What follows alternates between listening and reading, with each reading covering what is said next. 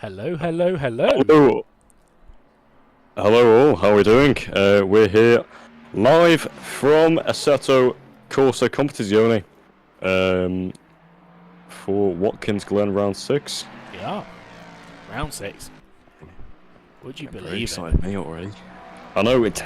God, this season's gone so fast. It's been mega. I mean, we had that Yeah. the issue on Silverstone where we had to cancel the race because of Kuno servers being down, but other than that, we've been pretty on it. Been very exciting. Yeah. Some really great battling, some good action. So, and it's wet today. Wet Watkins Glen. Oof. What can't you love about that? Wet Watkins Wet. madness is always something that everyone wants to see. Yeah. So yeah, do you want to do a little bit of a rundown with the last top 3 of last rounds? We've had well, since you've been on comms with us, we've had quite a lot happen actually. So we've had Misano, Barcelona, Silverstone, Paul Ricard, Hungaroring last weekend, and then we've got Watkins today. We've got Zolder in 2 weeks' time, and then final round at Monza. So we're getting through this season pretty quickly. We've had actually I'm not too sure how many separate race winners we've had actually. That's a good question that I should probably know. Let me find out. But yeah, no, it's going to be interesting. We're going to have, well, hopefully some good action coming to you today, and yeah, we're going to be streaming all of this non-stop, hopefully, with no interruptions. So, if everything goes well, we will be on our way to show some very interesting racing very shortly.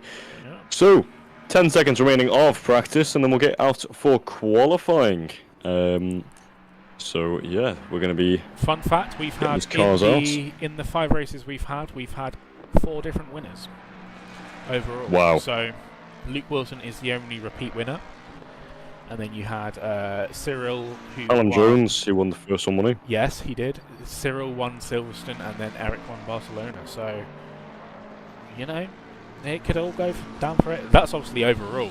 That's not including class results. We had quite a few class. So Charlie, are you able to tell the viewers out there that are tuning in for the first time, what do the different plates mean? Yeah, so we've got 3 different classes. So we've got Pro, who is the white backgrounded drivers on the screen. You've then got the silver guys, who are the grey background, and then you've got the ARMs, who are the red background. So Pros, as expected, are sort of professional. Not really professional, but they're pretty quick times that they can do. Silvers are just the intermediates, and then ARMs are sort of beginners and rookies. So slower. The slower part of the pack, really. Right. Yes. Yeah. Well, you know what? I think racing, like in these sort of tri-class categories and type of racing, I think having a slower class actually is a lot more important than what people think. Yeah. Because it brings a level of sort of strategy in with back markers, and it makes the racing a lot more emphatic and close and tight.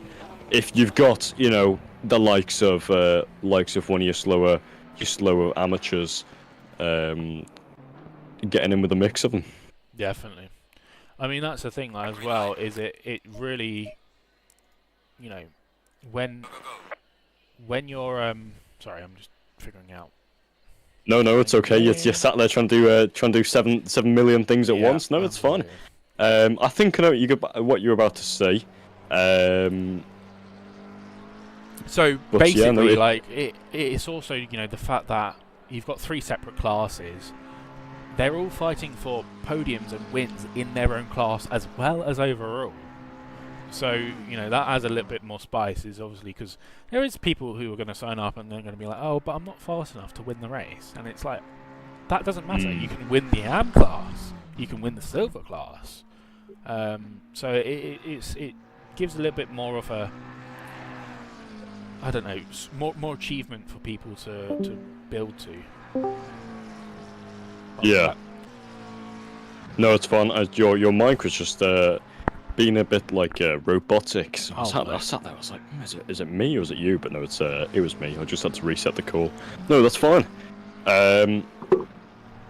So yeah, Watkins Glen. It's going to be interesting. I think today we saw the likes of Hunter Davis, Callan Jones, Sadlowski all up there in the practice times. A lot of these Toga Academy drivers quite high up in the rankings in these silver and pros, I think. Yeah, definitely. I mean, you've got Callum Jones, you've got Hunter Davis, one of the FG2L teams. You've got Henry Tonts, who is in the silver class. He got a pole and a win at Paul Ricard a few weeks ago. I mean, Barry Hagen, very quick throughout the season. Jack Wetke in the AM class, leading the AM class. Kevin Pikiri, Martin Varga, Schmidt, Finley, who else? Conrad, Bart, Matt Picorni. There's a lot of them. There's a lot of them, and they're all smashing it, and they're all fighting with each other, which is really great. Yeah, absolutely. It's one of these things. I think it's quite nice to have sort of these teams, these small communities inside the leagues, inside everything, because it sort of makes it feel a lot more as just a community as a whole, to be honest, in my opinion.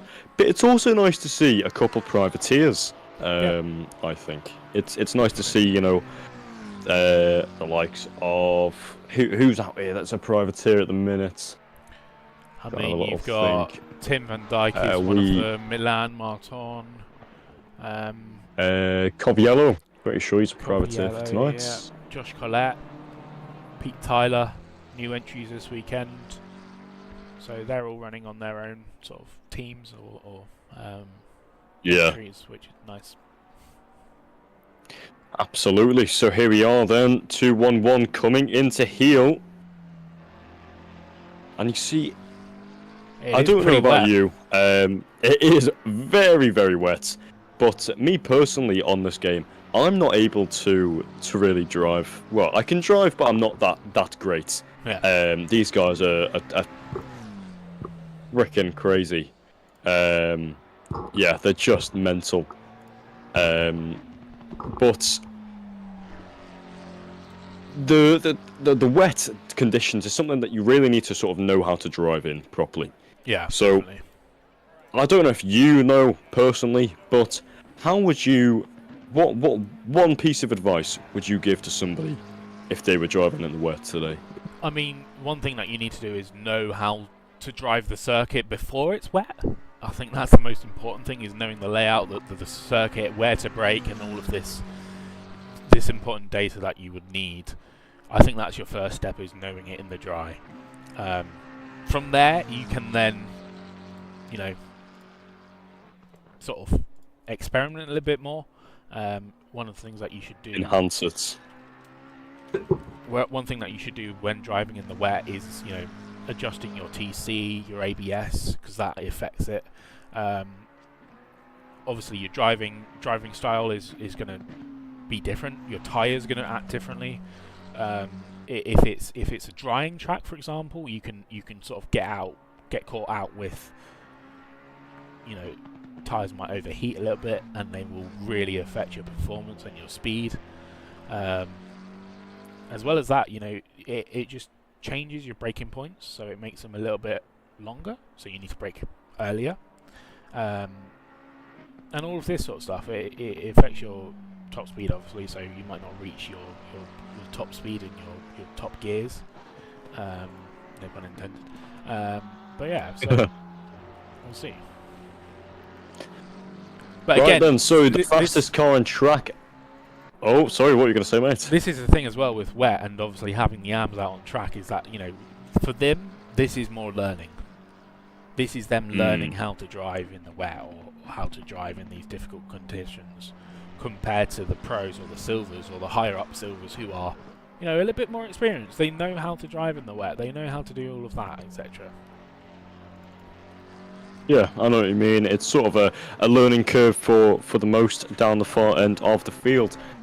But up the top of it, at the minute, we've got Jack Vetka. So we're seeing on your screen right there, Jack Vetka, Togo Academy driver number 19. Fastest on track with a 1 minute 53.4. Well. He's going to improve by about half a second here.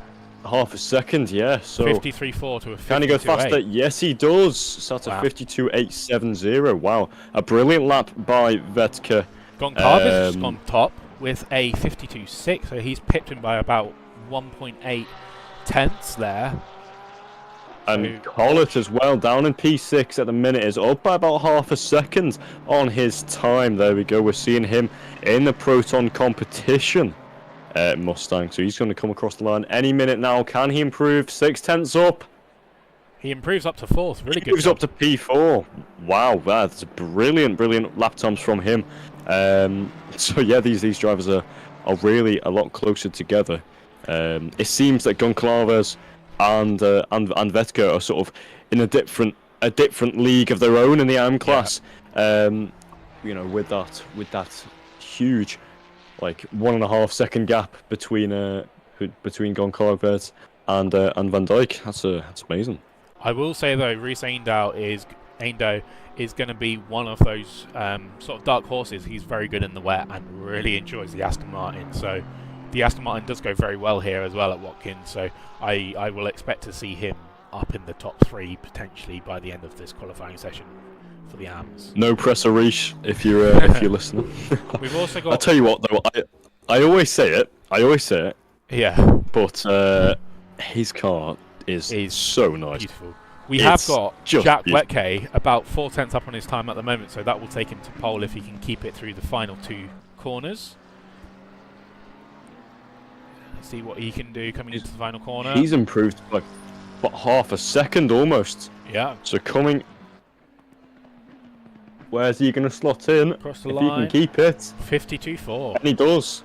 Wow, a 1 minute 52.4. So, wow, that's a brilliant lap by him, to be honest. Yeah, I did not expect those type of times from these amateurs. Yeah. Right, let's have a little look as well. Martin down in P7 is up by 4 tenths at the minute. So is Josh Collett. He's up. No, he's not. He's going back down. So he was up on his time, but now he sort of has to bail out of his lap. Maybe a potential mistake. But Martin's got about 6 or 7 tenths here at the moment, coming into the final sector, into the final penultimate corner. Currently 7th in class, 7th overall as we speak, but will obviously drop down once the Silvers and the Pros get in the car and on track. So he's lost a lot of time into that final corner, but he'll improve his time. Not enough to gain a position. He's still just behind Kevin Picchieri. But Colette is improving just a little bit as well, coming into the chicane, bus stop chicane and down to the boot. Luke in the chat saying that Padawan number 1 is Peter and Padawan number 2 is Josh. Oh, Josh Collett! Oh my days! Sorry, I do. Oh my word! I do apologise for having to interrupt you there, Charlie. But Collett just had an absolute save of his life. That was amazing. Really amazing. And yeah. Wow! You know what? Well done to Josh Collett. Well done to Proton competition there. Well done to that Mustang for keeping it on the track, because jeez, wow, that was brilliant stuff there. You just saw on the exit of the corner as he put the power down, his rear end came out, and he sort of just went full on sideways. Luckily, just managed to keep it and put it back on track. But wow, a brilliant save by Collett, and yeah, that just shows the level of driving even in the lower class. Definitely. But yeah, continuing on, Josh is number 2. So Josh, Luke is sort of training and developing these new drivers that he's brought into the league. And their targets, he said, are not to die, and pace is whatever. So well, that's fair. Sort of the yeah. To be honest, I think they'd be my ones as well, even if I went out on a practice session. If when you're in the lower classes, you're not really thinking about going for the wins yet. Like we were talking about earlier, you're just trying to enhance your driving skills and make it a lot better. So yeah. Right then, 34 minutes remaining on the qualifying. Gosh, 34 minutes left of the amateurs out on track. A lot of this rubber will be getting set down, but I'm not sure how much will maintain with the grip levels because this rain is carrying on. Yeah, this rain is just so heavy. It is. Got quite a few improvements in the board at the moment, so Tim van Dijk is up by about 8 tenths, 9 tenths at the moment, so this will keep him in his third position currently. Reese up 6 tenths at the moment, as Tim van Dijk looks like he grazed the wall there on exit off the final corner. Comes across the line and improves by 7 tenths that time. Reese coming through. Oh, look at that. Oh, good. That was a perfect camera transition there, wasn't it? Let's see if we can That get was more of absolutely these. Perfect. Panned onto it and yeah, just absolutely perfect camera angle to showcase that lovely Toga Racing Esports Aston Martin. Sliding through the final corner, wow. grazing the wall. Still up in his time. He will improve his time, but not his position just yet. He's still got 2.5 minutes to go, so he'll get back going. Jack Wetke at the top by 3 tenths over Goncalves, though, so pretty tight at the top. I think the last race that we had, actually, the pole was split. We had 2 people set the exact same time in qualifying for AMS. Wow. So it's that's, a pretty tight yeah, field, even though there's not many. That's not like it, is it? I'm just having a look at Jack Vetka at the minute, the Toga Academy driver. He's up by 3 tenths at the minute. The fastest man on track is looking to improve his time. Now, if he gets this, he will, well, practically be guaranteed the pole position in class. Yep. If that's enough to keep him up there. But Goncalves is up on his time. I'm not sure if this is a valid lap because it's saying it's red, but it's at 5 minutes. So I think this might be his first push lap. Let's see if he does improve. He does. But we're seeing Goncalves. Wow. So 3 tenths. He dips into, yeah, it's a 1:52.032. Just cannot sadly get into the 51s just yet. But Vetka comes across the line, improves his time. No, he doesn't. Sorry, no. He just wasn't able to. Potentially an invalid lap. Oh, Reese with big slide. He is up in his time though, 4 tenths at the moment. He's going to be kicking himself though because he's still currently last in class, which is not where he wants to be. I've just noticed as well, Dakawa for some reason is in the pits. Yes, hasn't qualified. So Dakawa has a qualifying ban this round, so he cannot. He cannot qualify, so he will basically be starting from last position. Oh wow. Kevin Picari. Well, sucks for him. Up 4 tenths at the moment. Oh my word, Reese! I've just had the nicest camera angle of your car. Oh god. He has the pace. Reese definitely has the pace. I know he's the wet weather master. He just, yeah, he can do it. He's got it.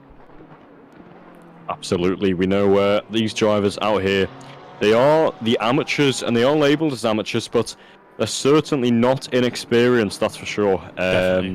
Wow, Kevin Picari, just a lovely little squirm. Yeah, no, do you know what? That BMW does look nice. I'll give that to him. And that is your very own car team, your racing team out there, isn't it, Charlie? So I'm sure you'll have a bit of a soft spot for them, but I'm gonna be sat here making sure that you don't.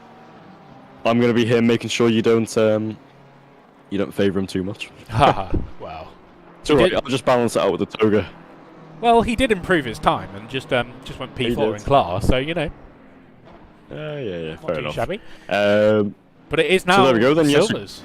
Look at all of these cars out on track. Oh my god. Oh my word. And it's just FGTRL and Toga car behind. Jesus. Yeah, something tells me that there's going to be a little mini rivalry between the two teams. Definitely. They're already Jeez. They always will and always has been. But it's not in spite though. Definitely, that's for sure. It's more like banter with your mates. It's an alliance, I think. You could. Yeah. Yeah. It's going to be hard to choose who to watch this time, with the amount of drivers that there is in a silver class. Yeah.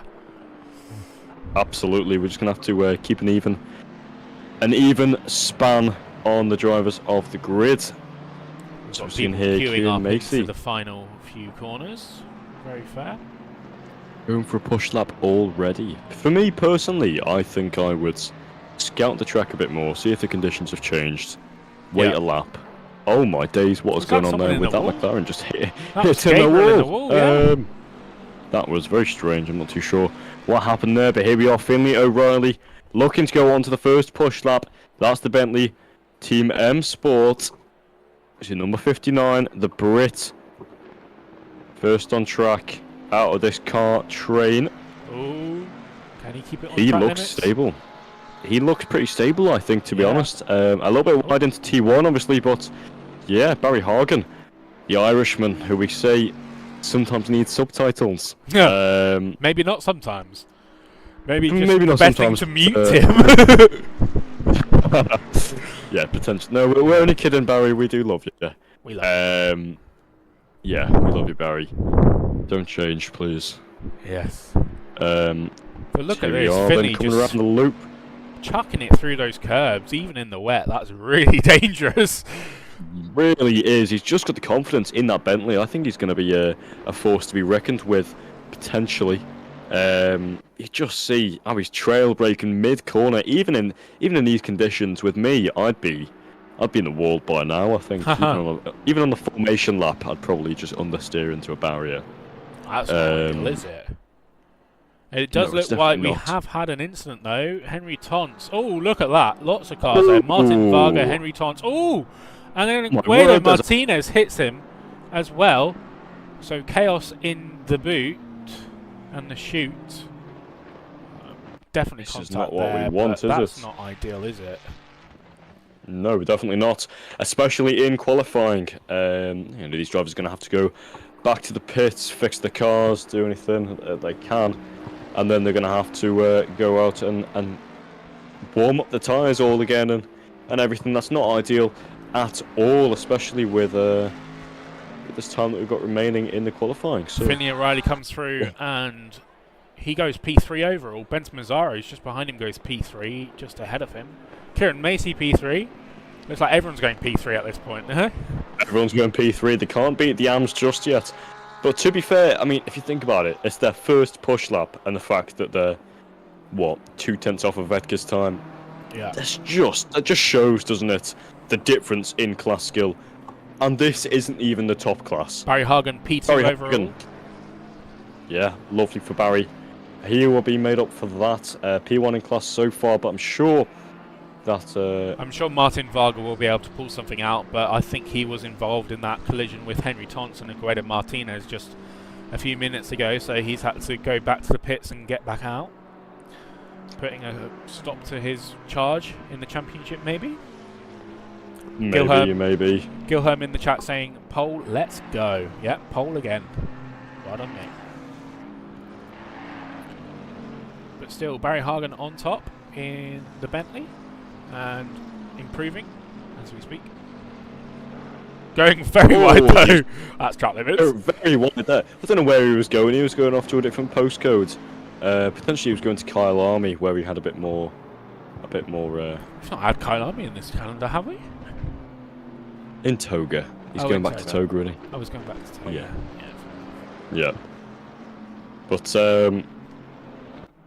it's quite interesting to see the difference in skill between the classes. Obviously, Hargan is I saw him earlier in the practice sessions. He was looking very insightful. Pacey. He was looking fast. He was looking very racy and pacey, and all things in between. Oh, big slide there for Josh Wood. Josh was getting the rear out. potentially needs to fix his traction controls. It almost hits the wall. I thought that rear end was going to step out on him, but it didn't. So 226 moves up into P7 overall. So yeah, there you go. So that's P5 in class. Conrad improving by about a second here in P11 overall. He'll come across the line and go up to P9. Well done. But Barry Hagen, Kieran Macy all improving at the moment as well. Let's have a look at Kieran Macy, who will be first to improve. Hagen's up by 2/10 at the minute. So if he carries on with this pace, he will not take... No, never mind. Martin Varga goes fastest overall. Martin Varga. We talked about him earlier. So Martin Varga, Mr. Mid, we call him. Mid Martin. Midist. Finally gets... yeah, he is very mid. But he dips into the 1 minute 51s. The first driver to do so. Well, since you've not been here for a while, Rio, did you know that Martin Varga took overall pole last week at Hungaroring? No way. Yep. No, you're lying to me. I don't believe you. No, he did. That is impossible. But That's again, impossible. He got to be like 10th overall. No, Wow. he took overall pole in the wet. Wow, so it appears Mr. Martin Varga is somewhat of a honey badger and is great in the wet. But look at this though, Kieran Macy improving by about 8-9 tenths at the moment, which will take him to pole. Coming through the final Kieran Macy corners now. Henry Tons up to P3. Carvers. Oh my word. You know what? It's interesting to see, isn't it, the fact that Goncalves and Vetka's times are still at the top of these silvers. Kieran goes pole. This is going to be spicy. Oh my. This is going to be very spicy indeed. There's a lot of FGTRL or and Formula Toga GT. cars, yeah. Yeah, and Toga cars. It's basically Toga versus Formula GT, isn't it? Up here today, and then a couple of these Barry Hagen P2 or smaller ones. Oh my word! This is going to be exciting. So the Toga Esports driver puts the car on the front row. So that Bentley looking racy, only 1/10 off of Macy's time. He goes back to the pits now. So we're just gonna have a little look. Gabriel Schmidt, and the German driver, number 55. He's looking pretty strong so far. 11th overall. Yeah. 8th in class, so 9th in class. Sorry. And improving by about half a second here, so this will take him up to roughly 7th, maybe. Yes, would do. Yes. He's got a bit of traffic in the way though. Around. Yeah, this is not what you want in qualifying. Jesus, that Bentley, I think, just saw in the mirrors. Sorry, not BMW, Bentley. They're both boats. Yeah, true. You know the good thing about boats? They're good in wet. They float in water. They're good in water, and they're good in wet conditions. So, as you're seeing from Barry Hagen, I've noticed as well, the top 4. Oh, I've just been done off. The top 5, 3 out of 5, 3 of them are Porsches. Yeah. And they're evenly spaced together, which is really helping with my OCD. It's really doing my OCD well. And the top 3 all have 6s in their numbers, which is also really nice. No, and it goes crazy. 6, 7, 8. If you look, if it goes 6, 7, 8 as well. Yeah, that's cool. Oh. Right, guys, just stop qualifying, yeah? No, don't need any more. Gabriel Schmidt coming across the line with about 6/10 in him. He goes up to 8th. Well done. Within a second to pole. Dennis Doucette improving by 7/10 here as well, in 13th at the moment. He comes across the line now. Up to 10th. Not a bad job from him. Finley O'Reilly into the wall at the final corner. Loses all of his time that he was just gaining there. But Henry Tons improving, coming through the boot. Currently P4. He could potentially find the time to take pole position here. See what he can do in the final sector of the track. Who do you think is going to take pole? Do you think Kieran's going to be safe, or do you think someone's going to improve? I think, you know what? For overall or silver? Which one are you asking? Silver. Okay, silver, Martin Varga. Oh. I mean, he's up by 2 tenths. Oh, Henry Todd straight on. Oh my word! 11. He's done a. Yeah, that's not what you want, is it? Improving. Kudess have just come up to P20. Aguedo Martinez P22. Leandro Reinhoek currently serving a qualifying ban, so he's stuck in the pits for this session. Not what you want with this group of drivers. It's brilliant, to be honest. The fact that these guys can just sort of pick and choose when they want to go fast. I mean, that's one thing you saw as well. Last time I was out with FGTRL doing the comms with, I think it was you, Charlie, actually. Yeah, the fact we could saw. Oh my days! I just saw her in the background there. A car just going sideways, final corner. Matt Picorni's yeah, I don't know if you by saw a that. bit there. I didn't actually catch that, but that was interesting. Barry Hargan up by 2 tenths at the minute, although the pace is dropping. That delta is now down to -1 tenth. So Hargan is up on his time. He seems to be improving through these. Could be pole. Course. It could be pole for him if he can keep it at this. I think it's not enough, Barry. It's not enough. He'll do the exact same lap as he did before. That sucks. He Barry, was just enough. Oh, Barry, I feel for you, mate, but there's nothing I can do about it, sadly. Kudasov, where do I recognise that name? Well, he's been racing with us all season, so that'll probably be where then. Currently, I think he's P3 in the championship, maybe P4 in the championship, silver championship. Let me just have a quick look at the standings. He's currently P4 in the championship. Just seems to be struggling in the wet today, I guess. Yeah. Not his. Yeah, that's not great, is it? Look at Martin Varga though, 4 cents up. I said it, didn't I? Martin Varga, full pole. But is this going to be a commentator's curse? I think it might, to be honest. You think it might be commentator's curse? Ooh. I think it's going to be commentator's curse because we've had it. We've had it too many times. In the past. We've had it way too many times. Yeah, it's really not what you want, is it? No. You almost feel a bit bad though when you do it. Yeah, also, but we so can't be actually Who control it. cares? We can't control it. Yeah. And it's Martin as well, so out of all the drivers, it's probably the best to put on. Definitely. Well, I don't think he has enough this lap. He's got time he doesn't. for another. I mean, he's Barry Hargan up by. Yep. Never mind, he's not up anymore. Oh, Barry, you're teasing us. Barry, come on. This is so tight. It's so tight. It's actually really impressive to see the difference in speed with these drivers, and how close they are. Though it's just such a fine margin. Yeah. I mean, looking at the top 3 are all within 2 tenths of each other. It's just mental. Just mental.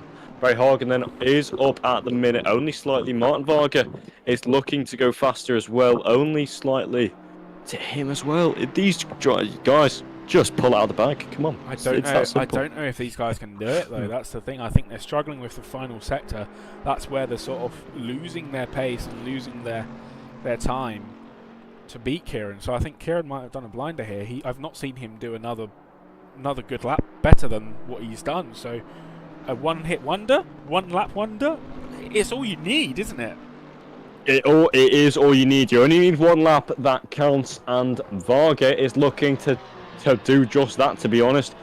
He was up by 2 tenths, looking to go fastest overall, and this will put him into the mid-51s, a stormer of a lap that'll put him near the front of the grid. I'm sure of it. If he can just keep it on track and keep that pace higher, he has improved even further through these corners. He's only got 2 more corners remaining after this left-hander. He's up by 2.5 tenths. Can Martin pull this out? 2 laps remaining. Keeping his speed through there. Final lap, yeah. Because the time is just ticked over. It's the last opportunity. He's got 1 corner to make it. He's lost it! He's lost it! He's lost it all in the final corner!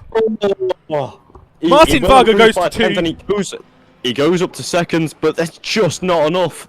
Martin, what is up with you guys today? You're teasing us. Oh, jeez. It's going to be an exciting race. That's 600ths to Kieran in the final lap there. Matt Picorni doesn't improve his time there in 13th, but what an impressive job there from Kieran. Wow. Kieran Macy. I have no idea. I have no idea. You know what? Yeah, Kieran, well done. Brilliant, brilliant, brilliant driving. Martin and Barry, brilliant driving as well. But it's the fact that they were hitting consistent laps. We're thinking, oh, you know, they're a 10th off. It's a 10th. You can't even get a 10th on a stopwatch if you tried. Literally. Like, it's so impressive to see how consistent they are. I think we almost forget it. But anyway, with these pros, they're out on track now, and yeah, let's just sit and see the crazy difference in pace. Luke Wilson currently leading the championship, so obviously the only repeat winner this season so far. He'll be looking to take pole position and take race win, but it could be pretty hard to do with these weather conditions. I've seen Matt Townsend be up there, Marvin Reisenhauer be up there, Sedlowski be up there all season. Hunter Davis has been very, very quick as well. So there's a lot of guys out there who could steal it from Luke, and it will just be, yeah, it will just be really interesting. It'll be, yeah. Yeah. Oh, cuts a lot through during the bus stop chicane here. Very brave on those curbs as well, especially in the wet weather. Yeah, O'Reilly, that was his speciality, wasn't it? With the big Bentley. Bentley the boat, I like to call it. Bentley it's boat. Sort of, yeah, Bentley boat. It's just really able to just munch these curbs, especially with these Mustangs as well. The big, heavy engines in them. They make a nice sound. They just when they're flying past you, it's just, you know what I mean. Yeah, it's just it's. If a Mustang was a person, I think you'd be afraid of it, wouldn't you? I think a Mustang is like a what animal would a Mustang be? I think it'd be like a lion. If it, no, because I think lions are too, obviously like... it's a Mustang. It's based on a horse. They've got a horse on the livery. Like, come on, it's got to be a Mustang. Yeah. Okay, look at that front of the car though. Is that a horse? No, it doesn't look like it. No, does it? No. A Ferrari is a horse. Let's be honest. No, Ferraris are donkeys. A donkey. Yes. With the strategy it is, it 100% yes, is. exactly. No, yeah, I definitely do. I do think that these Mustangs are definitely one of the faster cars out of the bunch, though. This grid filled with the likes of these, you know what, it's actually quite heavy cars at the front, isn't it? You got the likes of your Fords, your Bentleys, your Porsches, and then your odd McLaren sprinkled in, and we're just seeing now all these times getting put in with these mid-51s, my oh my, 100th of a second between the top two. It's very tight between Luke Wilson and Paul Sedlowski. Currently Hunter Davis the third highest in class, but only 6th overall, so plenty of improvement for him to do. Rocco Coviello serving a qualifying ban, so will not take part in qualifying. You just wanted to say that, didn't you? Did I? Did you? I don't know. Matt Townsend improving though.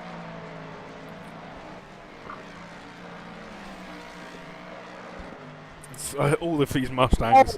Oh my days! Did you not see there? The rear end step out.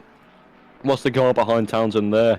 That Mustang really went loosey-goosey for a second. Yeah, Sadlowski is up by 1.5 tenths on the time. That'll put him on provisional pole position, and will mean he will start, well, potentially can start on the front row for the race. Who do you think is going to take pole? Pole prediction. Go on. Overall or in class? overall. Well, actually, no. To be fair, they can't have. Yeah, it's got to be overall now, isn't it? I want to say Martin Varga. No. I'm gonna say tough. It's a tough one. In Hunter Davies, we trust. That's what I'm gonna say. Paul Sadlowski's just gone pole. He is up on his time at the minute, but I'm not sure if it's enough to go further. Townsend does improve, but he hasn't improved any further. So, yeah, I think Hunter Davies will pull it out potentially. Interesting. Very interesting. Not seeing a lot of improvement at the moment. I think. What about your thoughts? It's really tough. I think that Paul Sadlowski has taken pole multiple times this season already. I don't think it's going to be hard for him to keep pole. Really? Yeah, I think he might take pole this time. Yeah, that's a valid opinion. To be fair, I mean, he seems like a very consistent driver. His lines are consistent. He's hitting the apexes exactly where he needs to be hitting them. He's using just the perfect amount of curb. Seeing the sportsmanship and the racecraft between him and Townsend as they're just moving and grooving, getting organised. Yeah, they're sort of doing their thing, aren't they? Trying to work together. You know, I won't get in your way, you don't get in mine. Yeah. But also, what might be happening is that Matt might be wanting a tow, maybe? Yes, potentially. He's kept with him, so I think this might be a strategy for pole. But it is, yeah, the tow is important, but when you're behind a car in the wet, what I find is it's not as noticeable in the wet conditions. Definitely. But what I do find is you get a lot of what's it called? A lot of spray. Well, yeah, you get a lot of spray, especially in these conditions. You can't really see, which means it's a lot harder to have. So you sort of, I mean, I guess it's not as bad with these guys. They know the track like the back of their hands. They could probably do it blindfolded. That'd be a brilliant race idea, wouldn't it? You get all the drivers to go blindfolded. I don't know if that will be a brilliant idea. I think that might be a crazy idea, Mr. Rio. No, it would be brilliant, wouldn't it? Imagine seeing Callum Jones going up bloody, like, Spa, just blindfolded. Well, Callum Jones turn right. Spa, no, turn right, no. Callum Jones hates Spa with a passion, so I don't see that happening. We have missed that Luke Wilson's gone back up to pole by 1300ths of a second currently, but Paul Sadlowski coming through the chute right now is just up enough. Who will be able to take pole this time around, potentially? 69.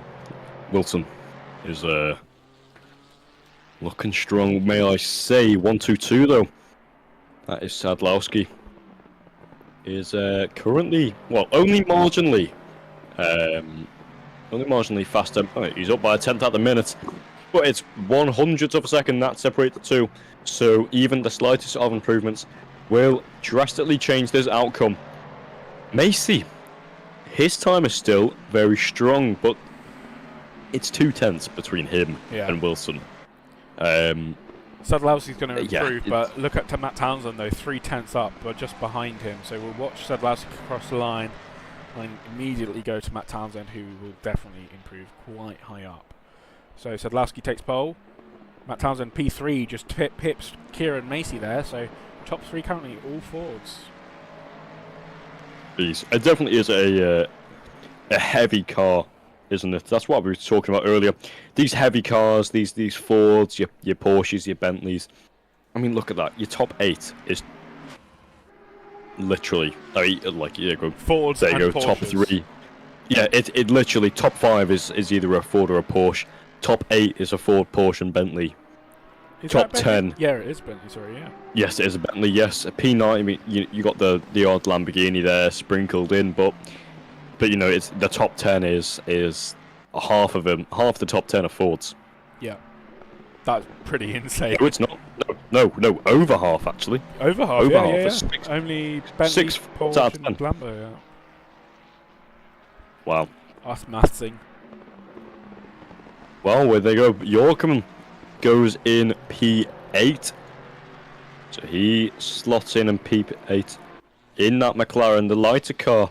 One of the lightest cars on the grid, I think, that McLaren. They're quite nimble, and I personally wouldn't use it in the wet, but I mean, if it suits his driving style, then it suits his driving style. It's definitely working for him, though.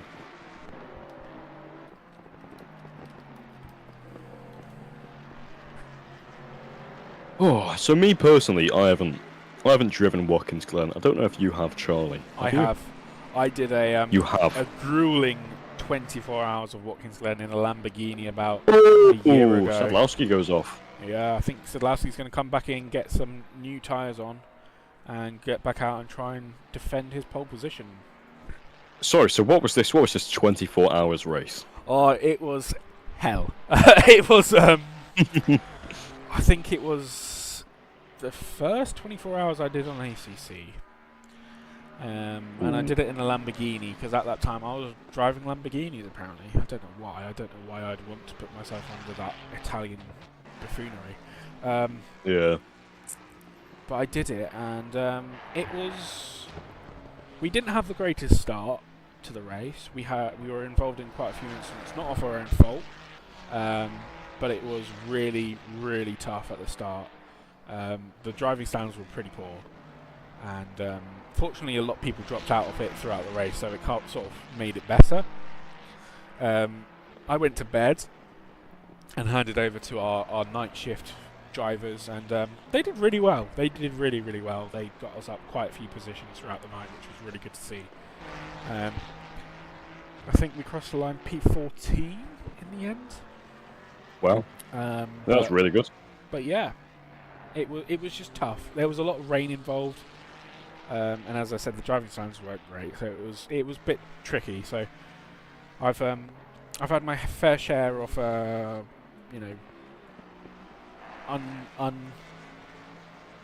unnecessary incidents, we'll call them. And also we'll say that. Just it just wasn't great. Welcome into the chat from Greenfield Racer, who says, "My boy Wilson on pole. Love to see it." Well, he's not on pole anymore, mate. Sorry to break it to you, but not on pole anymore. And Ethan Paulson in the chat saying hi-oh. So hey-oh. That was weird, wasn't it? Only slightly, but may I say, Wilson? Yes, he is not on pole, but he is improving. He's looking to. No, he hasn't. He's made a mistake. Wilson, did I just commentate curse you? I'm very sorry, Luke. I think you might have commentators cursed him. He was. Do you know what was crazy? He was literally 2/10 off. He was on the second to last final corner, but hey, not my problem. Okay then, so Sadlowski is up only marginally. Wilson on par with his time. Townsend down by half a second. I'm just having a look on the timing sheets to see if anyone's improving, and no, they are not. So with 45 seconds remaining of this qualifying session, it's looking to be Sadlowski on pole overall. He may go faster. He is up by 0.08 of a second. He was up for a split second. It's going to be tight. Improving. It's going to be tight, isn't it? It's just going to be so close between these drivers. I don't think Wilson's got it what it takes right now though to improve, but then again, all it is a one last good corner, and that takes him. It's all about the final corner though. You've got to get that last right-hander absolutely nailed. We saw the likes of Barry Hagen earlier on in this session. Yeah. That it can all change in the last corner. In one corner, it can all change. Yeah, in my opinion, the last corner of a qualifying lap is always the most important.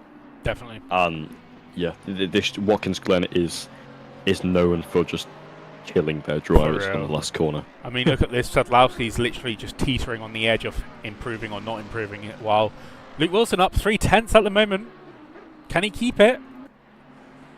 Let's head to him, see what happens. We're going to contest curse him, and I already know it. We've already cursed him. He's going to lose it all here. I can see this delta dropping now. And this is not what he wants. It is, though. He's going to improve and he's going to go fastest. Is he? Is he? Oh my lord! Watson 200! 200! Oh my days. 200 of a second separate the two. Oh my. Oh, that would have been whiplash. Okay. Yeah. I don't think that would be just whiplash, mate. But wow, what a qualifying there from Luke Wilson. Well done. Really good stuff. So tight at the top between him and Sadlowski. And, you know, only 3 pros ahead of the Silvers, which is insane. Yeah, that is insane. But you know what else is insane? Martin Varga is in the top 5. Well, that'll be insane if he can do that. Well, we're going to head to our trailer for a second, and we'll see you when the race gets on going.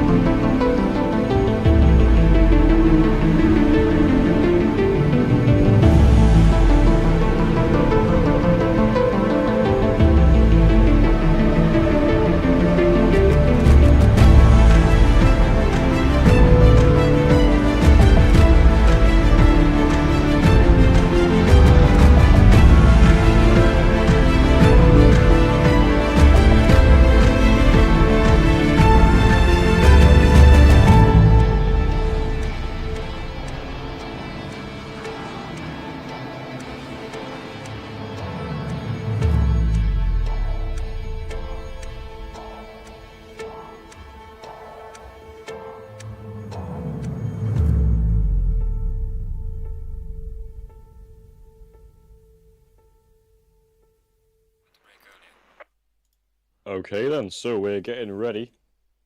Yeah, all the cars are in the grids at the minute. This is going to be brilliant. We'll have to look out for a red flag today. That's probably highly likely, I think, with these sort of conditions. Yeah. Are you just doing the penalties at the minute? Yeah. Hey, it happens, doesn't it, I guess? It does. We are live at the minute, aren't we? Yes, we are. Everyone can hear us. Hello. Yeah, we are. Hello, everyone. Just wanted to check. I think that's all penalties done. 1 hour and 15 minutes of pure wet chaos racing. Yeah, it's just... Right, it's either going to be chaos. It's either going to be chaos, or... What else could it be? Chaos. It's just chaos. Yeah, to be fair, it's just going to be chaos, isn't it? Yeah. So, should we do a little rundown of the grid then? Yeah, let's head into the game. Should we go from the back or the front? We can go from. Let's go from the back. Perfect. We've got James Joyce, who didn't qualify but has joined us just in time. I think he was just doing a family meal, so he'll join us today from the back. Bart DeCola, Leandro Reinho, and Coviello not doing their qualifying for In 31st is Aguedo Martinez. In 30th, we got Reese Aindo, the Toga Racing esports driver. Then we have Peter Tyler and Milan Martin. Josh Collette, Kevin Pikiri, Tim Van Dyke, and then we've got our second silver from the bottom. Kadesov, Josh Wood, Matt Picorni, Marvin Reisenhauer, Livio Pace, Dennis Doucette, Finney O'Reilly, Gabriel Schmidt, Ben Mazaros, Conrad Wazowicz, Jack Wetke, Stein Donkerwolf, then Gon Carves taking pole position in AM class tonight. Callum Jones, Emo Plate, Henry Tons, Robert Bjorkman, Hunter Davis, Barry Hagen, Martin Varga, and Kieran Macy taking pole position in silver. His dad's called Kevin. I always make that mistake. Matt Townsend, Paul Sadlowski. And then the man, the myth, the legend, Luke Wilson. Luke Wilson is going to be on pole. So yeah, Luke Wilson in that lovely Mustang. You know what? It does look mean. It looks amazing. It does look mean. Yeah, it does look amazing. I don't know. Is that a base game livery or is that? Yeah, that's a base game livery. So yeah. Wow. Well, you know what? He's got the color codes absolutely bang on. So yeah, Proton competition. Hang on. Proton competition. Has he been on pole before? Luke has been on pole, yes. Has he? Yes, he has. Right. I'm sure Proton will be very excited, very happy seeing their driver up there in the rankings. We're just going to be getting ready with everyone. So, formation lap. Only got a couple more corners to go, and the cars will be getting in their grid positions very shortly. So on the formation lap, Charlie, what would you expect to see with these drivers? In these conditions, they need to get that temperature up, so they'll be doing a lot of weaving to build that temperature in their tires. So yeah. Absolutely. Also, an important thing not to do during the formation lap is probably bin it in the wall or a barrier, because that will basically ruin your race. Yeah, that's not what you want, is it? Damage straight off the bat, and then I take it you have to go straight to the back of the grid. No, you can get into your place, but you'll have damage, and then that will have to go throughout the race until you pit for your pit window. So, yeah, that's not great. It's not ideal if you get damage on your formation lap. It's really going to stunt your progress and where you're going to go with it. So, not good. No, not good at all. So we're just seeing now Luke Wilson starting to... He's going on alongside Paul Sadlowski. So Sadlowski and Wilson, I think if I were them, I'd be battling in the first couple of corners, but then working together. We're going to see what their team strategies are, what their personal strategies are, and their racecraft strategies. It's all about strategy in this type of racing, I think. Only a few more corners, well, one more corner remaining. I mean, just to mention as well, Kieran Macy, P4 overall, first in class. That's really good from him, but unfortunately a 10-second for him and 10-second for Barry Hagen in P3 in class. Not good for those two. Are. The 1 hour 15, the clock will be commencing. Look at the drivers, look at the lights, look at that green flag. We're waiting to go, and we're it's green, and we're racing. Good start there from Zadlowski, keeping alongside him. Kieran Macy trying to battle with Matt Townsend there. Goes very, very wide, takes the NASCAR line into turn 1. Look at Martin Varga. See if he can do anything alongside with Robert Bjorkman. Looks like Barry Hagen's got ahead of Kieran.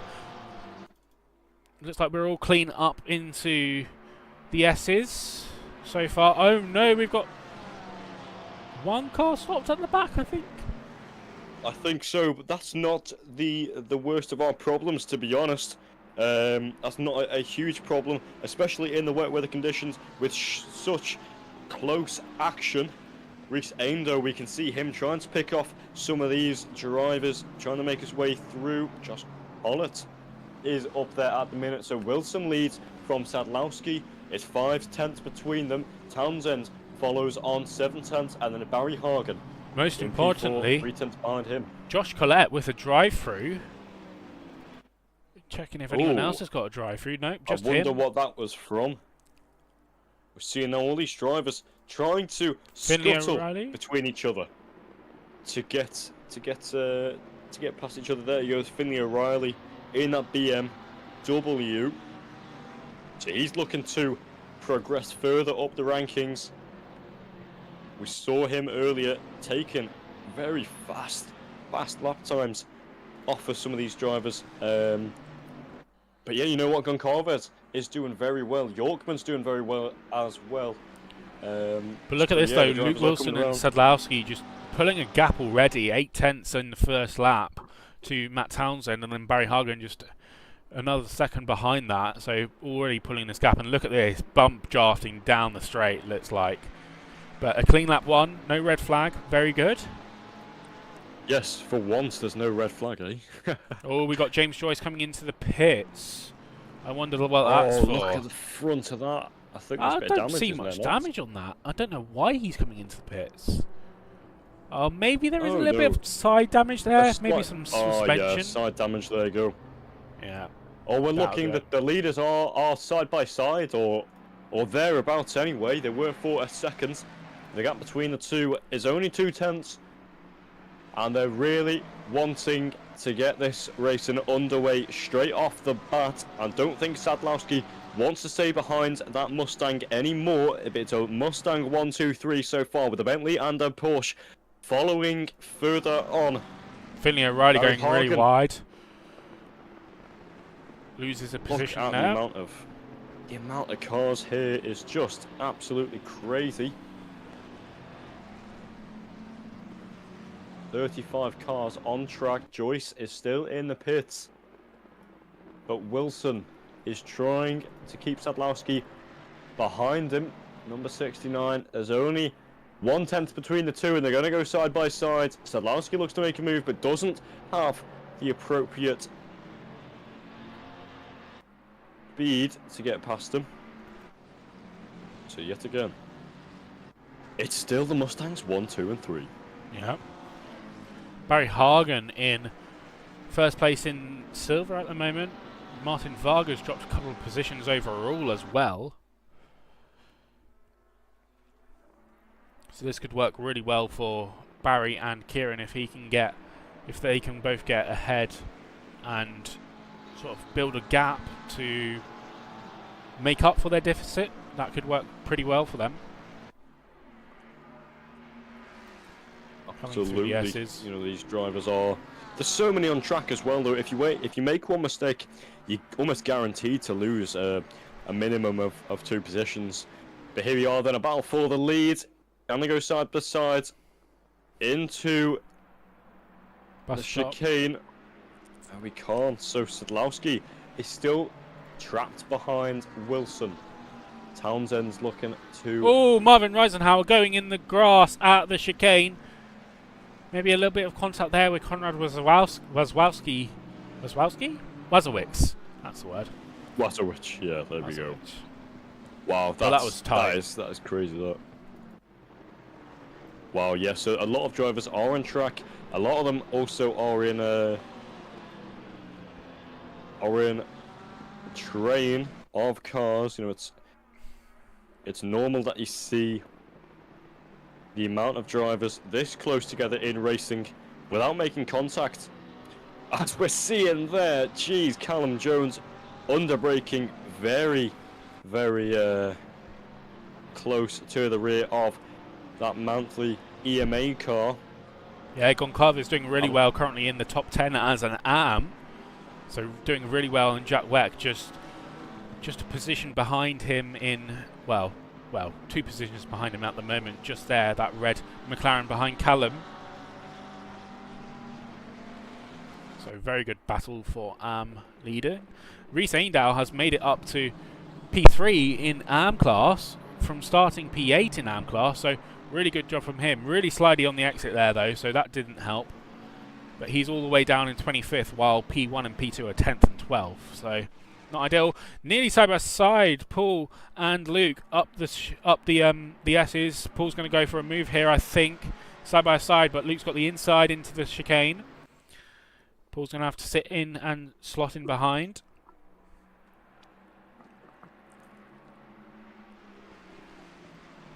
Still tighter than ever, and Matt Townsend just lurking just behind if they make a mistake. Looking Sadlowski in that Mustang to get past Wilson. It's almost as if he's getting held up, but he doesn't have enough speed to make a move on him just yet. Wilson's elbows are out to the fullest of extent.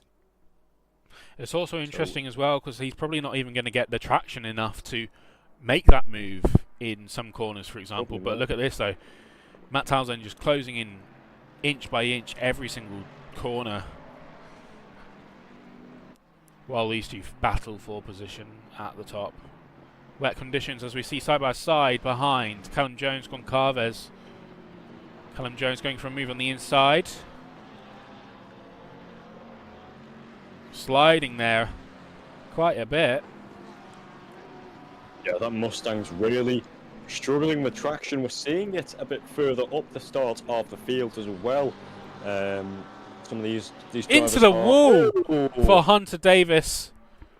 The American driver is just struggling with that grip there, and yet again, that is a Mustang struggling with the rear end. So yeah, that contact with the wall definitely did not help him. But hey, what can you do now? There's not a lot you can do. He just needs to get his head down, carry on. Yeah, definitely. Finley O'Reilly and Jack Wetke making a pass. Looks like we're going to get a move here from Stein Donkerwalk on Brent Mazaris. Big V8 Mustang versus the... Is it a V8 V6 Ferrari, isn't it? It's a V6 Ferrari, I think. Yeah. Not as good as, you know, V8s. Or V12s. No. Or V10s. But what can you do? There's nothing you can do, but what can Sadlowski do? 2 tenths between him, looking to try and make a move on Wilson very soon, I'm sure of it. There isn't a lot he can do, but Townsend has gained that gap and he has improved it. It's a second to Wilson for P3. So the top 3 all within 1 second of each other. These drivers are looking to get some good racing going. Stein You'll have to Donkerwalk. excuse me. I just need a quick break. I'll be back in 5 minutes. Sorry. All good, mate. Thought Stein Donkerwalk was going to go for a move there on Vince Mazaros. It's very, very tight. Just a couple of tenths between him. Mazaros goes wide in the third to last corner, and Stein just goes straight through. And he is ahead. That's a position gain for Stein. Callum Jones still right on the back of Guilherme Goncalves with MO plate just behind, and Finley O'Reilly sniffing up their bums. As well as Jack Wetke, actually. Jack Wetke closing in quite a bit onto the back of Finley O'Reilly here. So 5-car train here for P9, 10, 11, 12, 13. What can Callum Jones do with that big V8 versus that flat 6 off Goncalves in the Porsche? Goncalves going defensive. Keeps position. Callum Jones slots in just behind. Slidey there for Goncalves. Didn't look like he had enough traction for that corner.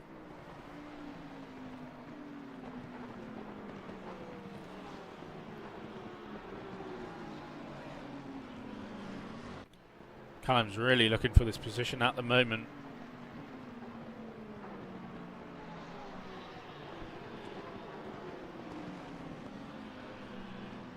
So we head back to Sadlowski, who's looking for a move on Luke Wilson here for the lead. Can he do a switch back? Probably not this time. Luke Wilson's going to take a defensive line, as always. making Sadlowski really work for the taking the lead of the race at this point.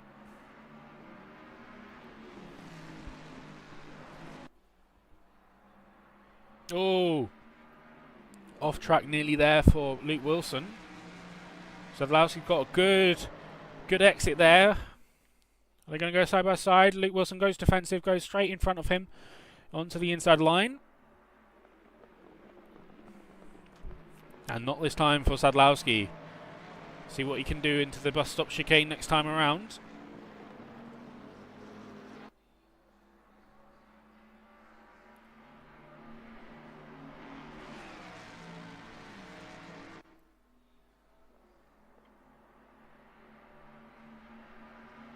Pulling alongside this time as well. Luke Wilson still on the defensive line though. I might have to make contact to get past potentially, but then that will give you perhaps a penalty.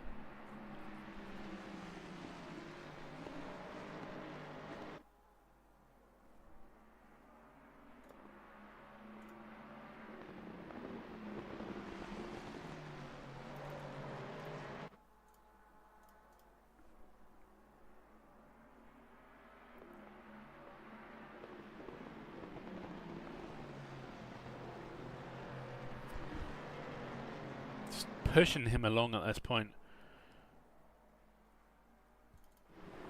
Meanwhile, we've got this tech train, and oh, it's nearly like contact between Mazaris and Donkerwalk.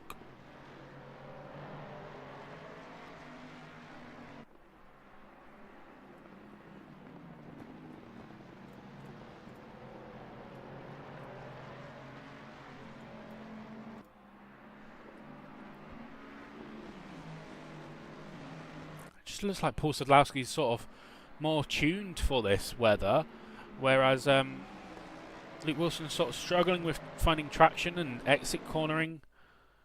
So perhaps this could be a game of, you know, Sadlowski pit early perhaps and try and do the undercut. Looks like we're going to get a bit of dry weather in 30 minutes time. So track drying up, we might see a race to the end of the race with dry conditions. Might even make people stop for a second time if it's out the window. Oh, Hunter Davis, Hunter Davis, Martin Varga and Kieran Macy all at it.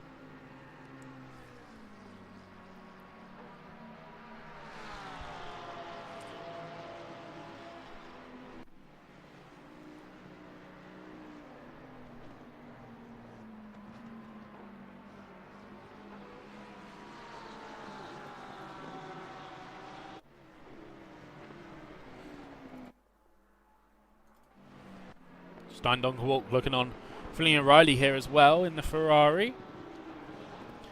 Maybe he'll send a move here.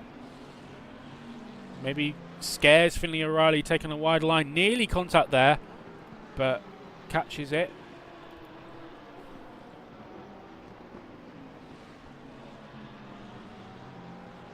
Martin Varga just on the back of Hunter Davis now as well. Look at that. Kieran Macy catching up, and so is Callum Jones.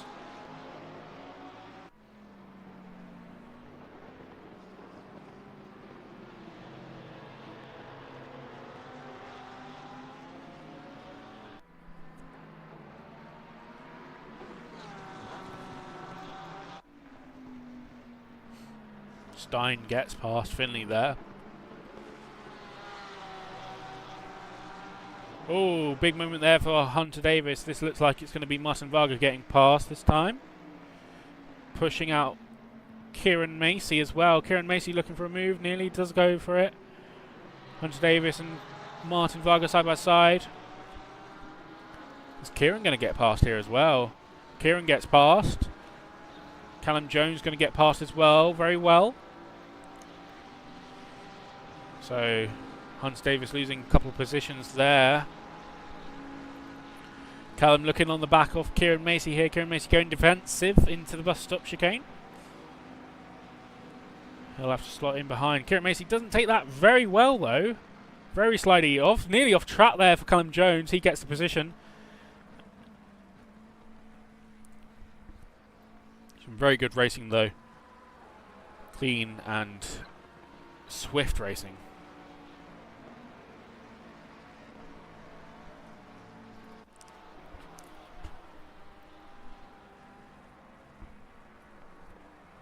Kieran Macy with an issue though. Dropping down. Oh, big contact there between him and Mizaros. Oh, and another contact there. What happened there? Let's have a quick look at that instant replay. 30 seconds from Kieran Macy. So Kieran Macy down the chute. Does he catch a little bit too much curb here? Catches the grass and that just sends him into a spin. Catches the wall, nearly grazes the wall, and then just gets collected by Finley O'Reilly, who hits him there. That looked bad for Kieran Macy. That might be race over for him. He's still continuing, but with heavy damage. And look at that Mustang as well. Front boot up. That's Kieran's race sort of really done with any hopes for a podium there. Welcome back, Rio. Hello, and wow, what have I just come back to? That looks hectic. Yeah, no, that's not what he wants, is it? Especially after putting in such a great qualifying time and putting it so high up in the field, he just gets done like that. It's just so unlucky, and to be hit as well after the collision has occurred, it's just not doing him any favours, is it? It's really unfortunate. Yeah, absolutely. So Wilson and Sadlowski still going for the lead. It appears though that there's not much actual racing between the two on at the minute. Sadlowski does have the fastest lap of the race with a 1 minute 50.50. So that is an absolute stormer of a lap, with Wilson 1/10 off of there. Yeah. But yeah, no, it's just going to be an interesting little battle here as we're seeing Sadlowski trying to make his way back onto the rear of Wilson, see if he can get alongside him anytime soon, and I don't think he can. There's still a long time left of this race. Have you also seen the track is only damp? In 30 minutes time it looks like it's going to be dry. So yes, we could see what could happen. Yeah, it's going to be an interesting thing as well. So, can you tell the people out that are tuning in for the first time, they don't fully understand this or what this racing is? So, in Formula 1, they have soft, medium, hard tyres. Yeah. And then they have intermediate and wet. What do they have here? In this, you've just got your dry tyres or your wet tyres. You don't have a choice what compound they are. It's just a dry tyre or a wet tyre. And, yeah, so when these drivers are going to come in, so at the minute, you would say they're on wets here.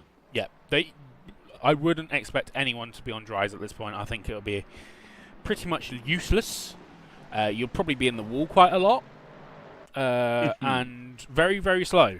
But with, for example, a dry session coming in later, it will be interesting to see what the guys do in terms of their pit stops, their mandatory pit stops. So you've got a mandatory pit window for fuel and tyres. It'll be interesting to see when that dry weather comes, to see when they will be able to change over to the dry tyre. It might mean that they have to do their mandatory pit stop, go back onto another set of wet tyres, but then come in after for another pit stop to go on the dries to get to the end of the race. Yeah. That could really spice things up in this race. Absolutely, and this is one of the things here at FGTRL. It's certainly spicy racing. We're seeing Townsend starting to get within the mix as Wilson and Sadlowski are starting to battle. So yet again, the top three are within 1 second of each other. It's not like this usually, is it? Where the top three are so close. To be honest, I was about to say so early on, but we've been racing for what, 20-ish minutes now. 25 minutes, still, yeah. 25-ish minutes, and we're still bumper to bumper Yeah, Matt Townsend has snuck the fastest lap of the race so far, and look at that, Barry Hargan just 3 seconds off the back of Matt Townsend, so he's doing really well in his Bentley to keep up with this battle. He's got that 10 seconds to serve in the pit stop though, so that should drop him down maybe a couple of positions. I don't think he'll take the win for silver this time around. We'll see what Martin does. But we have got massive contact there for Jack Wetgate up the S's. Oh, P2 in AM. Oh, there's still obviously. Oh, there you go. Reese Aindo is the next car there. It's a podium if he can maintain it. But yeah, he's dropping down like a fly now, and you can see in the background onto the straight. There is third position. So that's Reese. Now only a few corners away from Jack. Yeah. But it's not what he wants, especially after that little. Well, he's in a good position still, but it's not what he wants. The gap between the top two is still 2/10, may I say, but Townsend has closed the gap a bit further. So it's 8/10 between him and Sadlowski. And he's still within 1 second, so the race is still on for these lads. But it's a Mustang 1, 2, 3 yet still. Barry Hargan in the background is trying to catch up, but he's just under 4 seconds from the leader. As they're looking to go side by side, Sadlowski cannot get alongside Wilson. It appears his Mustang just cannot find a way past. It's one thing that I find as well when looking at these mixed car classes and races is what we find is, you know, when a Mustang goes against a Ferrari, the Ferrari will be better in the corners, but the Mustang will be better on the straights. Yeah. You know, because of the engine or the lights or the brakes. But when it's a Mustang on a Mustang, it's very much which driver's better. Yeah. I mean, you just saw there Paul Sadlowski with a little bit of a moment during the chicane, bus stop chicane, and lost about a tenth or two there to Luke Wilson. But also, you mentioned this. We're thinking, obviously, we're coming to the end of Season 4 here at FGTRL. We're already thinking about Season 5. I think we've pretty much got the calendar sorted. Not in the right order. We've got the tracks we want. But we're also thinking of doing a draft system for next season. So the way that will work is any AMs who join will have a free pick of what car they want. Silvers and Pros, it will be reverse championship order. So whoever finished last in the championship in silver gets first pick of what car they want for next season. That could be pretty spicy. Yeah, that'll definitely spice things up. It gives the lads at the front, I think that'll mean that we'll have to see a few more of the Lamborghinis or the McLarens or things like that. But what we're planning on doing is limiting it so each class only has a certain amount of cars from each manufacturer. So, for example, Fords, which are highly popular in Pro, we might only have 2 of them next season, for example. Whereas we'll have, you know, maybe a few more Porsches, a few more Lamborghinis, a few more Ferraris, a few more Bentleys, McLarens, etc. I think, you know, if you are listening in the chat and you're not driving, obviously, don't type and drive. If you are listening and you're not driving, let us know what you think about this draft system, how it could work, and it could be pretty interesting. What car would you pick as well? I want to know. I'm sure that a lot of these people would be picking the Mustangs. I would. Cause they seem to be the bigger and better cars, or the cars that are always at the top.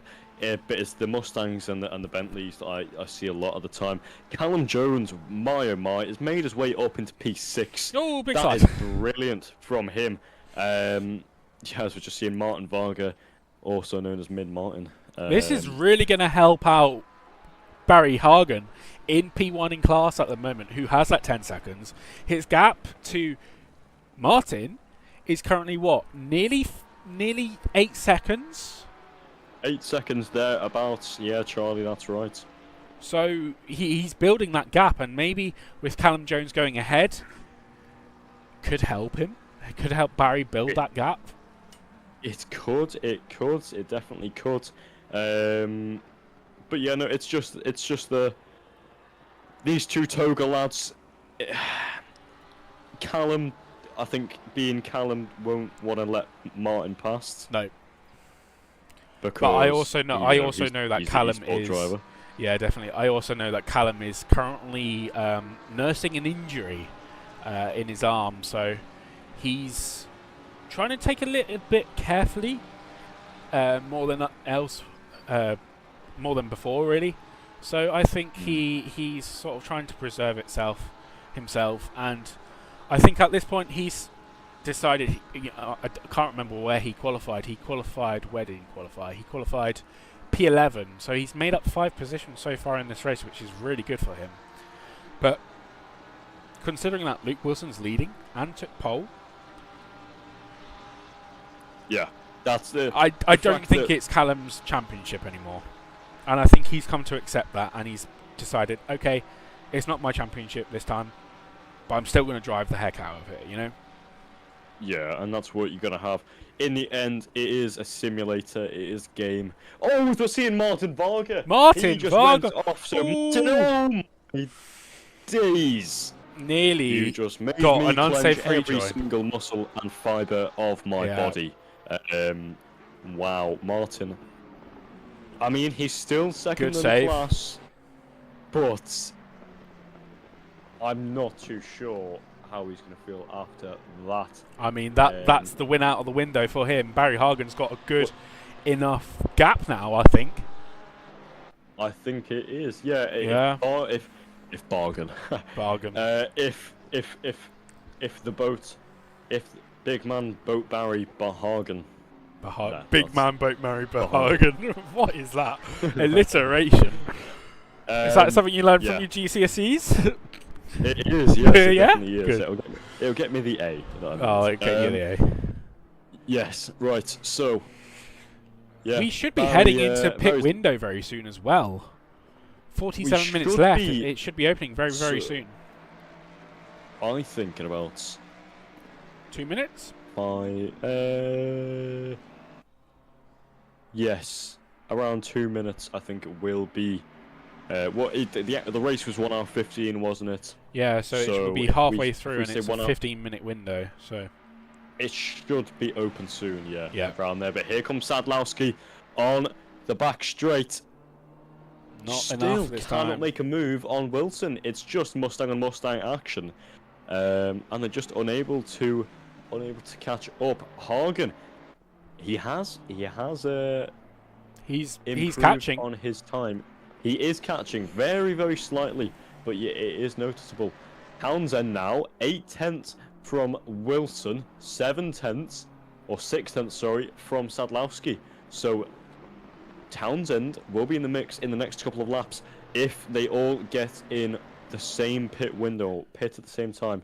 But look at the weather radar. Yeah, it's currently wet. 10 minutes dry. 30 minutes more rain. Is it going to be enough? What do you do though? Because do you pit now for dries and then pray that it clears up? Do you go for wets but then think, oh wait, no, I've got to pit for dries later? Do you stay on wets the whole way and see if you can wait until the wet weather comes back in later on in the race? There's so many different strategies that these drivers will be thinking about whilst they're racing. I know the Toga lads also have their whole team backing them. So they will have these people in the background, you know, finding out strategies. They'll be talking in a call probably somewhere, all saying, right, okay, we need to do such and such, or we need to do such and such, or pit on lap 70 what's just happened, though. You know. Matt Townsend's dropped 2 seconds behind Paul Sadlowski now, and Barry Hagen just a second behind him now. I don't know what happened there. It's either Townsend's cat jumped on the mouse and the keyboard, or Barry Hagen decided to get a rocket ship in the back of that Bentley. Wow. Pit window open. We were right. Yeah, we were right. 45 minutes left of this race, and we got a 15-minute pit window. So it's going to be very interesting. Sadlowski. Yeah, they're lapping it, and this is what Wilson wants. He wants to get past the Bentley very fast. Jeez, the BMW, that Bentley is going wide. BMW. Oh my days. That's twice. That's twice it's happened today. Yeah. It's been a very long day, but I also want to say as well, it's Mother's Day, so this is a nice little Mother's Day race. If any of you mothers are listening, yes, any lovely mothers that are listening. a happy Mother's Day. We appreciate everything that you do. I don't know. Yeah, don't know. Maybe your children. This is the present to listen to this beautiful commentary and listen to our lovely soothing voices. Right? Yours maybe not. Mine. Yeah? Mine too. Yeah. Come see, come we try, don't we? We try. Right, so the fastest lap so far is Townsend, actually, the man in 3rd position. So he has hit a 1 minute 49.827, the only man on the circuit to hit a 49.8, who's a whole 10th faster than Wilson and Sadlowski. Yet again, Sadlowski pulls out of the slipstream to Wilson. I wonder why that is. Potentially that's really interesting. Because it's off the grip. I think it is. It's off the line of grip. So yeah. And I do karting in real life. To the people that don't know who I am. And in karting, grip is a huge thing. So obviously, as the more you drive on the track, the more grip gets laid down. Everyone knows this. Whether you're, it's basic racing knowledge or car knowledge anyway. But on the normal traditional racing line, there's going to be a lot of rubber. Yeah. When the rain comes down, basically what happens is the water almost goes over the rubber and makes it a lot less grippy. Yeah. It makes it a lot more harder to drive on, which means the traditional racing line isn't actually ideal in some circumstances. With these bigger, heavier, faster machinery, obviously, it's not as noticeable in these conditions, but it's definitely something to think about. So what I think is when these cars are pulling off to the other line, so let's say out the alternative, here you go. Yeah. He has got so much more grip than that Ferrari, sorry, because he doesn't have any rubber down there, which is making his wheels spin even further. Definitely. So plate there. Oh, don't know what was going on, but seems to be a little bit of nudgy. Barry Hagen right on the back of Matt Townsend now as well, as we see Paul Sadlowski's come into the pits. Luke Wilson stays out as the leader. But Barry Hagen and Matt Townsend really battling here for P3 overall. And obviously Barry Hagen in first place in class. Matt Townsend right off the circuit though there in the exit of T1. So 3/10 separate the two. It's Boatman Barry Bargain, we'll call Barry it. Bargain. Barry Bargain. He loves a good bargain, doesn't he, Barry? He loves a bargain, yeah. He does love a bargain. You got to be British. I think that's one of these I things. mean, he's Irish. He's Irish. Same thing. Don't call him British, maybe. That might not be the best thing. He'll have some words with me later on, I'm sure. Yeah, he will. So yeah, the boat of the Bentley is all over the rear of the Mustang. Now the Irishman looking to make a move, but there goes Finley O'Reilly on Reisenhauer. So they're not battling in class, but they are battling overall. I don't know why they're still going side by side. It seems to be a battle of the egos. So it's Martin brave. Reisenhauer is really not wanting to drop down and get overtaken by a silver. Yeah. Just looking at Reece Aindow in the Golf Aston Martin. Oh, that's Kevin Fakiri. Yeah, Fakiri, isn't it? Yeah. Just having a bit of A rubble moment. for some reason. The gap now to Townsend between him and Hagen is 2/10. So it's Townsend in. So Townsend comes into the pits. Hagen crosses the line. He will be second overall. So he is leading. He's going to win this race at this point. By a country mile. Yeah. Hey, do not. Right, okay. I understand that we do commentator's curse, but when it's Barry. We can't. We've already done it earlier. Okay. So we can't be mean and do it twice. And you know what? He might send us something that will not be good.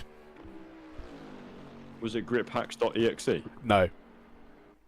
Something physical. Yeah. Something. I'm not going to say it on the stream. Yes. Yes, something in the post. You know what I'm talking about. I know exactly what you're on about. Some may say it's to do with plumbing. No, not really.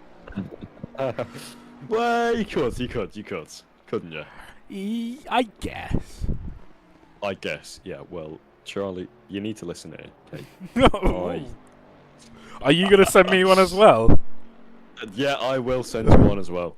I'll send you one as well. Having a stern talking to. Callum Jones catching up on Bjorkman now. Neither of these guys pitted, so Matt Townsend currently the leader. Sadlowski's dropped quite far back at the moment, it looks like. Reinho and Kudasov are, well, they were side by side. So that's the battle for P9. So, yeah, what can Kudasov do to return? Pretty sure he's the only Audi on track, but I'm not. Yep. Don't fact check me on that.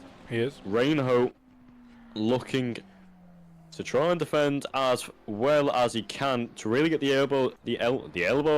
Sounded proper northern then, didn't I? Yeah. To get the elbows out. Luke Wilson from the lead. Barry Hagen takes the lead now. Leading a race. Barry Bargan. Barry Bargan. I can't forget that now, can I? Harry Bargan. No. Barry Bargan. Barry Bargan. Boatman Barry. So yeah, despite the 10-second time penalty with Mr. Bargan, he seems that he just got a hand of it. Different postcode. Yeah. Yeah. He just yeah. We saw him earlier in practice. I was talking to him earlier on, and he was saying that, you know, these pros. He's saying, oh yeah, I was feeling comfortable. He was looking very strong with the pace in practice. I've got hiccups. It's the worst thing for a commentator. It is. Sorry. Always. So yeah, what he was doing is he was looking very strong in practice, but as soon as these pros came on, they sort of just flattened, gapped him a bit. Yeah. Yeah. And then he got a little bit sort of,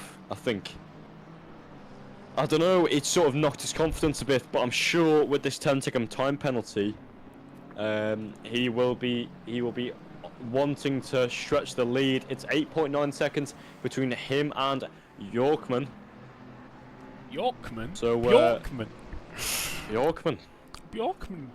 Does Bjorkman come in this time? Bjorkman's coming in, so is Callum Jones, so is Barry Hagen. Barry Hagen's the top three on the track at the minute are all in. Oh, I just almost snapped my neck. Oh. Like, you know, when you crack your neck. Yeah.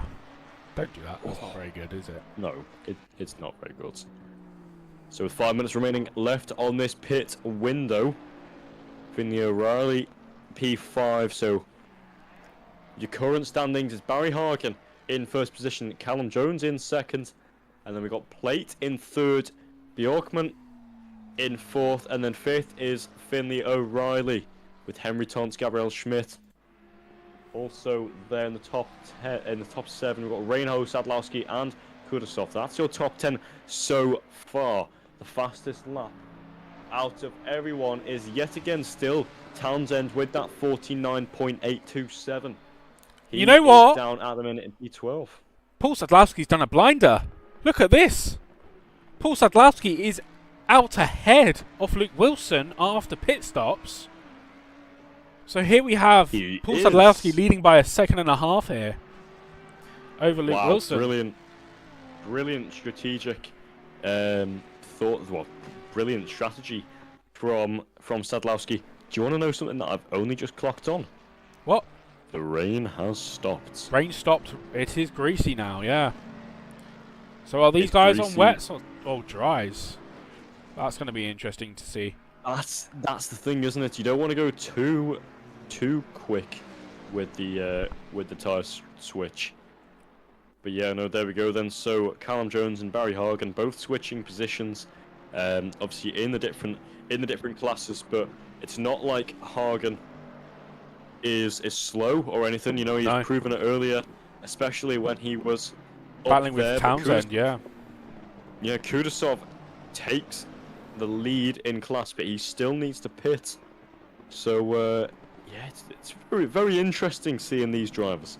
Yeah, they're so interesting, this race. The strategy calls that everyone needs to make is just so important, especially at this stage of the race when it's potentially even drying up a bit. I mean, what are their tyres going to be doing? They're going to be overheating very, very soon. They're not going to be having enough grip.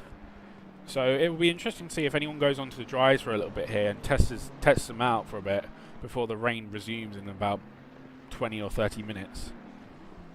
Absolutely, you know, this is one of these things as well. They need to start thinking about the strategy for the long run. They got half an hour remaining of this race, and yeah, usually they'd be wanting to get the pit stops done midway through the pit window, but it seems now with this dry weather incoming very shortly, they're wanting to go over to these dry tyres as fast as possible, as late as possible. Yeah, I mean, it's greasy now. I don't know if it is dry tyre though. That's my only concern, and I think those are wet tyres on Josh Wood's car here, just by looking at them.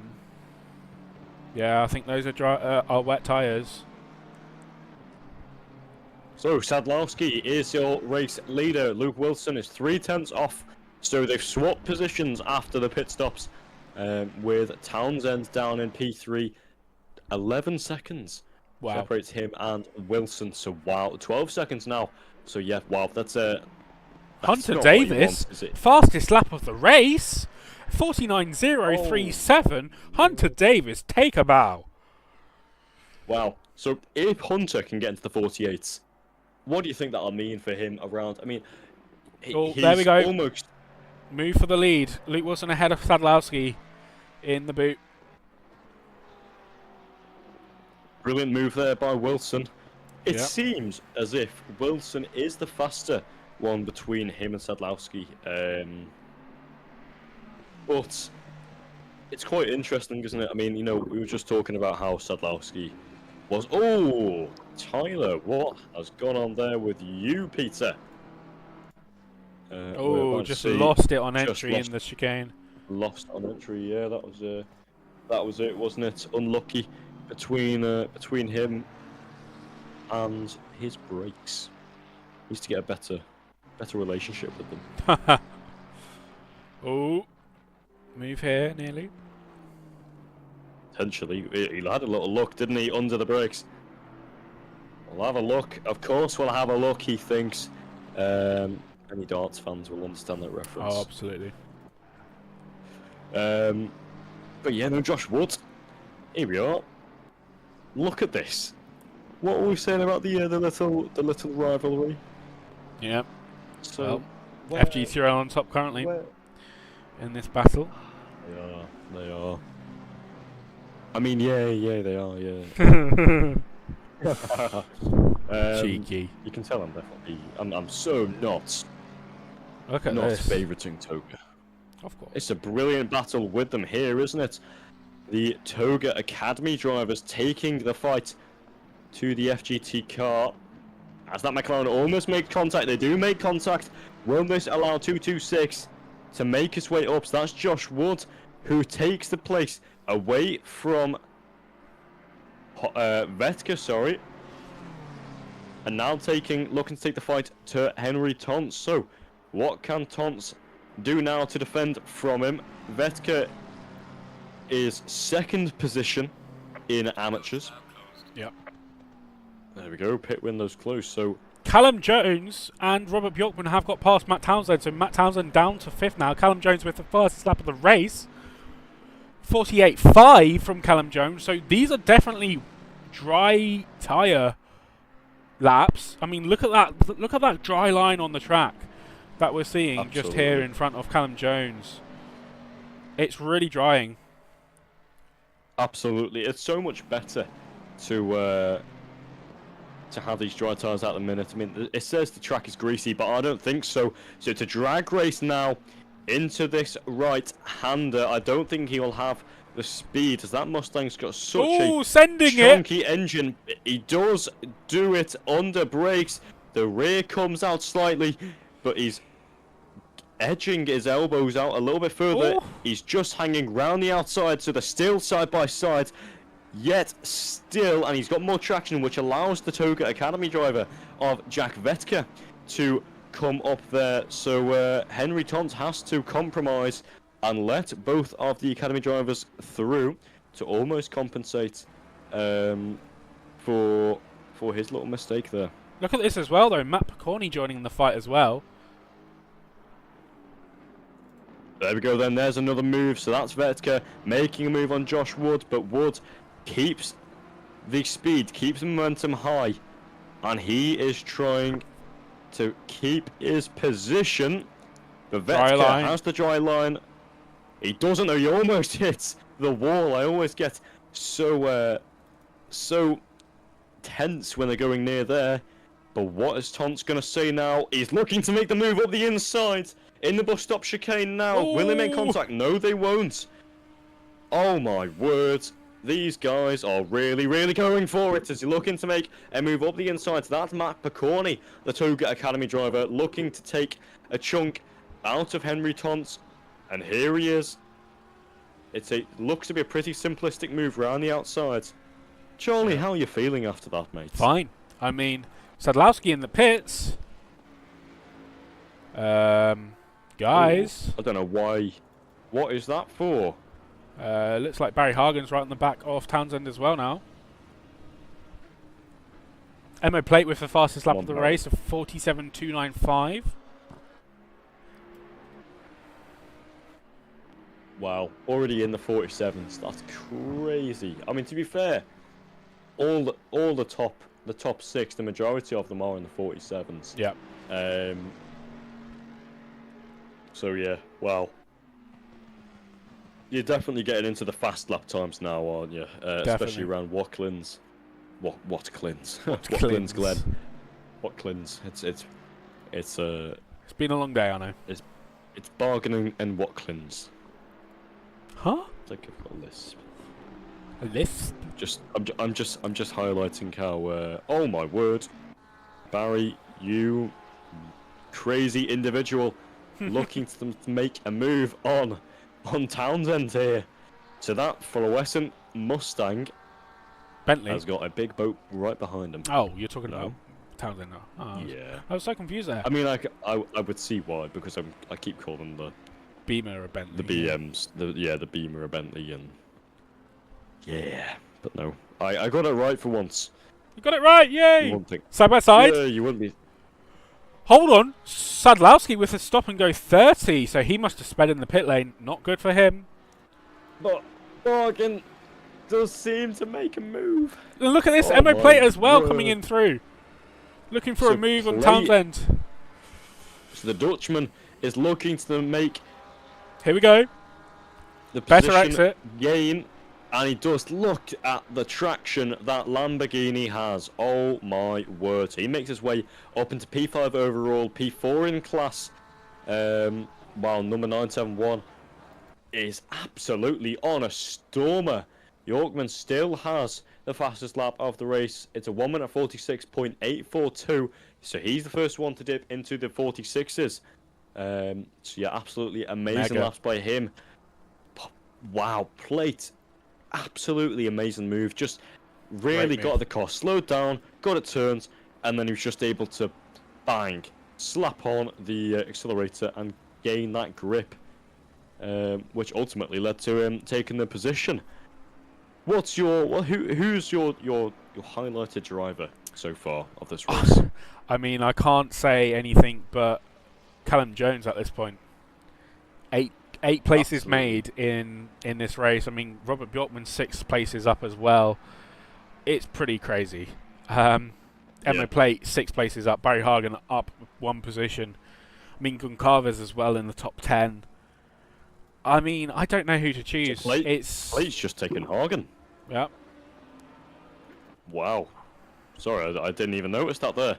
Carry on what you're saying there, Charlie. Yeah, I just think you know, some of these guys have pulled out some really immaculate strategies at this point in the race.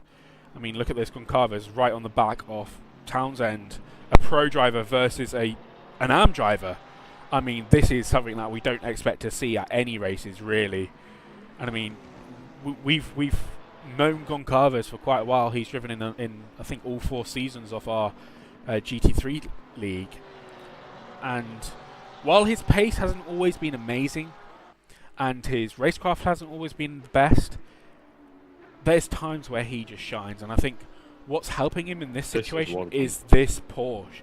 The Porsche is just so good at Watkins, especially in the wet weather. I think that combination has really helped. And then look at this, Martin Varga just approaching at the back as well, up to Matt Townsend. So this is going to be another move for Martin Varga.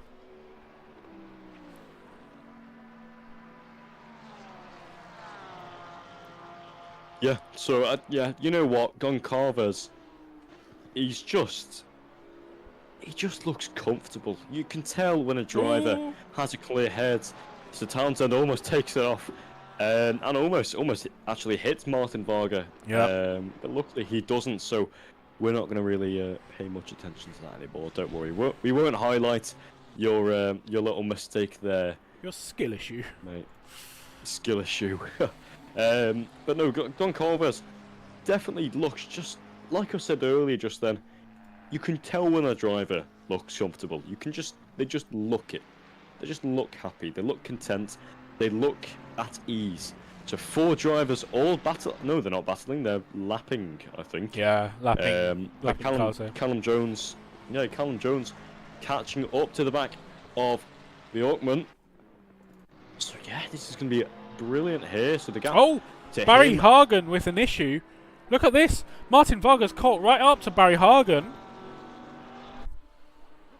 Barry, are we commentating cursed you? I think we have. I think we have. But coming round the final corner, the elbows definitely are out between the 2 Toga drivers. So that's Goncalves up into the top 5 overall. Wow. An amateur top 5 overall. What is happening? Hunter Davis passed Matt Townsend here as well. What a race this has turned into. Wow. Oh, absolutely. I'm so glad I've been here to witness it, to be honest. It wasn't even on my mind before the start of today, but it certainly is on now. Since the get-go, since that green flag has dropped, this is all we've been thinking about. So Callum Jones as well, 9 tenths, 8 tenths between him and Robert Bjorkman. So he will be wanting to take that second position overall, second position in class as well. But Goncalves, you know what? In my opinion, driver of the day, he's just... Goncalves, yeah. He's just been brilliant. Just been absolutely brilliant. I'm just going to check the YouTube and check the stream comments and see what... We've had Kevin McKeary come in, getting stuttered lag at the worst moments, had to park it. That's really a shame, man. It's never good to have a race end like that because of that, but yeah. Yeah, that's not really what you want, but it's sadly sometimes just happen. But yeah, what can you do, eh? What can you do? Yeah. There's only a certain amount of skill that will help with that, I guess. This track is very, very dry. Look at it. It's currently saying fast track, so it's going to be quick. These guys are going to be very fast with this weather conditions, so expect to see some really fast laps coming through. And you know, Mo Plate has got the fastest lap of the race, taken it off of Bjorkman with a 1:45.682. So that's a very fast lap. Oh my word! There were moments earlier on where we were thinking, are they going to even get into the 49s? Well, now we're saying, are they going to get into the 44s? Very soon, I think. Yeah, mighty impressive. I think so. Yeah. A lot of people are saying go Luke and everything, and Wilson. We've got some Yeah, we've got a bit of a Luke fan club, I think. Fan club for Luke, yeah. In the midst of everything. Definitely. I would like to know what happened there with Barry Hagen, though, because not sure what happened to him for him to lose the lead in class after, you know, Martin had that little incident. Sort of potentially we will we'll speak to him afterwards. Let's think maybe. I'm just looking at these statistics and looking at the positions gained. So let me just do the math. So 13, 19. Sorry to interrupt. In the top, Stein Donkerwalk with the fastest lap of the race, a 45.0. Oh, Paul Sadlowski 45.0. So it's a very quick track. Very quick. Very quick track indeed. But the rain's coming in about 8-10 minutes though. Oh. Rain. Oh. Yeah. I don't know if it'll be that much of a difference though. Will it make a huge difference? I'm not too sure. Right, my little fact. Okay. Go on. So in the top 5. Okay, so all the drivers in the top 5 at the minute. So you've got Luke Wilson, Bjorkman, Jones, Plate, and Goncalves.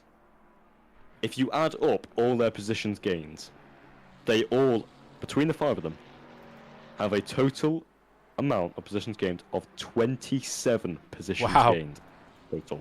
To be fair, you can just say that P2 to P5, they've gained 21 positions combined. Because Luke's not done anything. 27, sorry. Luke's not gone anywhere. He's been first all the time, really. Yeah. So it's raining. Jeez. It's raining. The rain has just started pouring. It is raining.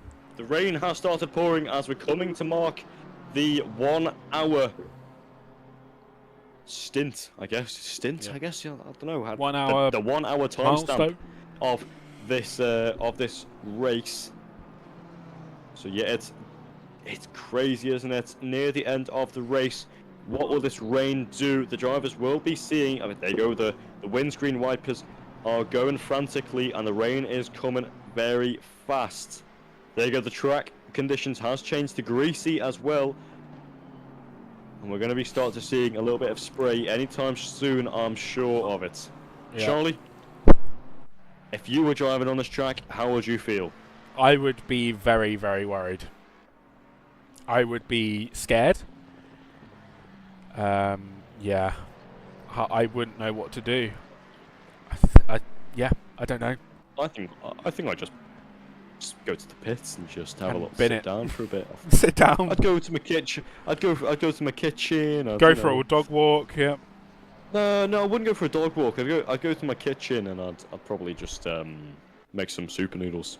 That's like me. Oh, look at this, Finney O'Reilly and Barry Hagen. The two Bentleys at each other. So Barry Hagen now 3rd in class. Finney O'Reilly P2 in class. What? That's not something that I expected to say today. Wow. So Barry Hagen went from looking to win the race overall in class to P9. Yeah. P9. No, he's looking to win it overall, wasn't he? No, I don't think he was leading, but I don't think he would have been able to win it due to Luke Wilson's pace. But I mean, 14 seconds from Luke Wilson to Bjorkman is an insane gap. But the rain is definitely coming down a lot harder now. Absolutely. The track is greasy. The temperature is 18 degrees, but the track temperature is 20. That will come down a lot more. Yeah, definitely. Definitely. As these more clouds start to cover it over. So we've got 8 seconds remaining, and then we will be 1 hour into this race. To put it into instance for you, we have now done 1 hour of talking. Wait, well, we've done more than that. We've been on stream for 2 hours now. Oh my word! Because we had quali, 45 minutes of quali, yeah. Oh, we did as well. Yes, we did as well. Yeah, I forget about that. I forget how long it is as well. I always forget how long it is. It goes so fast. Do you know what didn't go fast though? 4 hours. The 4-hour endurance I commentated on. Oh, did it not? That was very. What track was that? Kyle Olney. Oh. Ooh. Indeed. When you're commentating when you're watching a Mustang versus a Ferrari battle each other out for probably about half an hour straight, Yeah. and they just haven't swapped positions, it gets a little bit boring. Oh, yellow flags for some reason for a second. Checking the track map, and there's number 42. That 62. seems to be a 62. Sorry. Yeah, I wonder what happened there.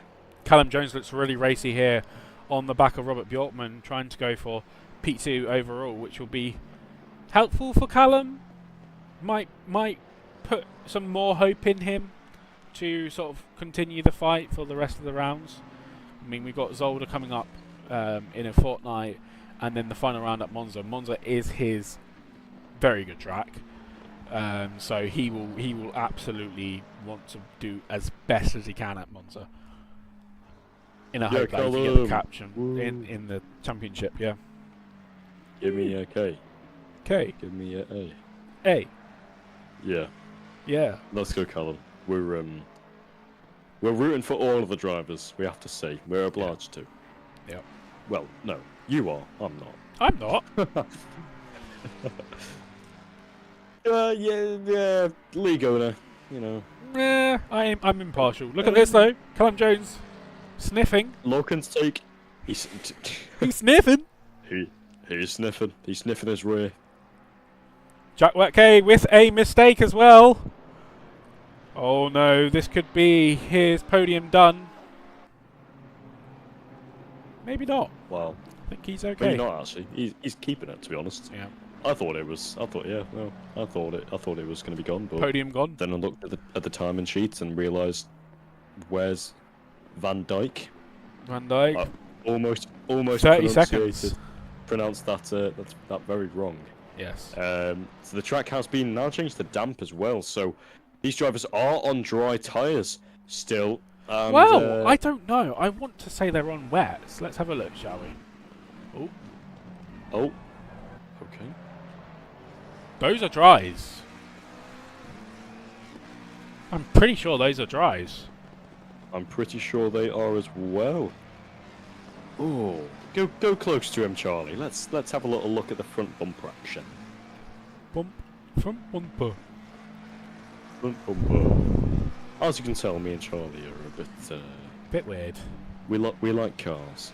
Cars go broom. That says a lot about cars. Cars go broom, and we talk about them. Look at this shot, passing Henry Tonts there. Yep, a Toga passing an FGT. That's not rear wing view. Nothing that we're not used to see. That's like Forza. This is literally like Forza. It's literally Forza. Let's see what Callum can do. He's catching a lot, isn't he?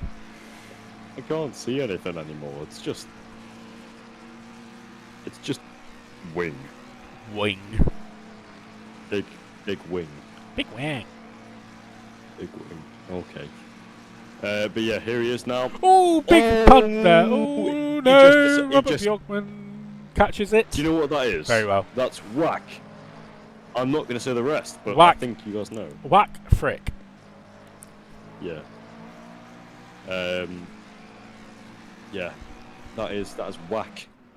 And then. Yeah. Bargain. Whack bargain. Whack. Bargain. Back bargain. What are we talking about? Yes, so here he is. Back, well, yeah, I don't know. Let's get back to the racing then, shall we? And sound somewhat professional because. I know, right? Yes. Right. So Callum Jones all over the rear of Bjorkman there, making slight contact with his rear. Luckily, didn't cause him too much harm. Yeah. Do you know what? Those McLarens are like babies, aren't they? You just whack them and they just die. What? Rio, what the heck? Are we allowed to have that on YouTube? Sorry? Are we allowed to have that on YouTube? Yes, I think we are, because I'm not saying anything against them. Okay.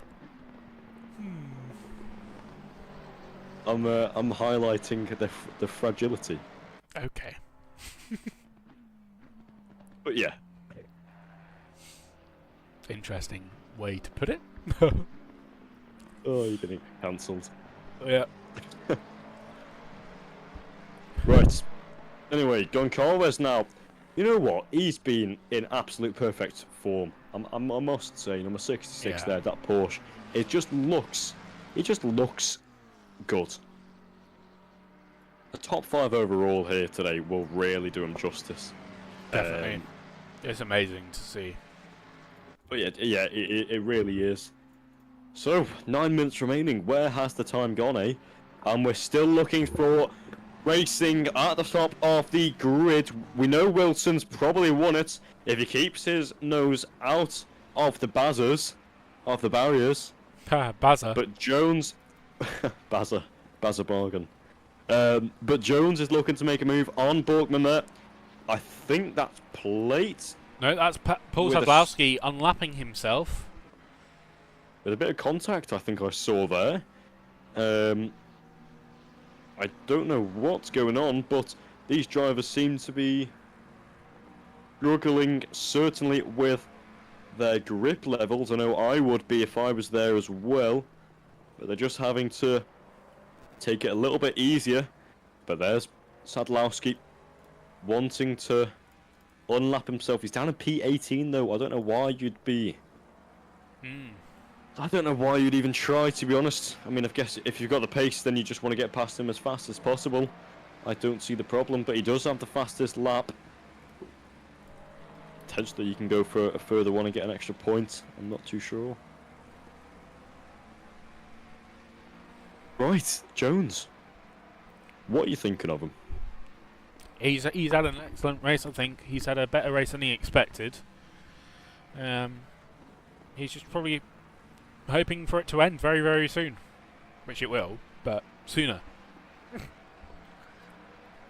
Yeah, that's true. You know, I mean, if I was, I mean, not gonna lie, Yorkman's probably thinking, what the hell is he doing? You know, like, yeah, what is he doing? He's coming back. You see the blue flags waving, and you almost think it's for Yorkman, but no, it's for Sadlowski, like.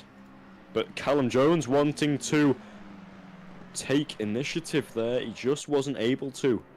A bit squirmy, that Mustang, as he gets the power down. You know what? Yeah, Jones is a little bit squirmy, isn't he? No, Mustangs are a bit squirmy in general. Yeah, Mustangs are pretty squirmy. Yeah. But they're heavy, which is it's not what I usually think of though. Whereas that McLaren just looks streamlined. It looks light. It looks good at braking. And that's what you want in the wet. If you can't brake, you're going to go into the barriers. Or into another person. And that's not what you want. Yeah, definitely not. I mean, 20 seconds from Luke Wilson to Robert Bjorkman is pretty incredible. Yeah, very much so. You know, Wilson has just been absolutely in a different postcode. To be honest, he's gone. He's just gone. Yeah. There's just no point talking about him anymore because he's just gone. Exactly. 37 laps as well. That is not what I thought, but I guess the lap times have been slower, so I mean there have been less laps. I wonder how many less laps we've missed out on. You know, how many laps we've missed if it was a full dry race. I'd like to do the math. I'd love to do the math. It's alright, I'll get ChatGPT to do it later. But yeah, no, so Jones has just been trying to edge a little bit further to Yorkman. All over the back of 666. I probably shouldn't be mentioning his number because it'll get me haunted. Yeah, but hey. Oh well. Those blue and yellow colours on that McLaren looking very stable, to be honest, actually. He looks quite stable, doesn't he?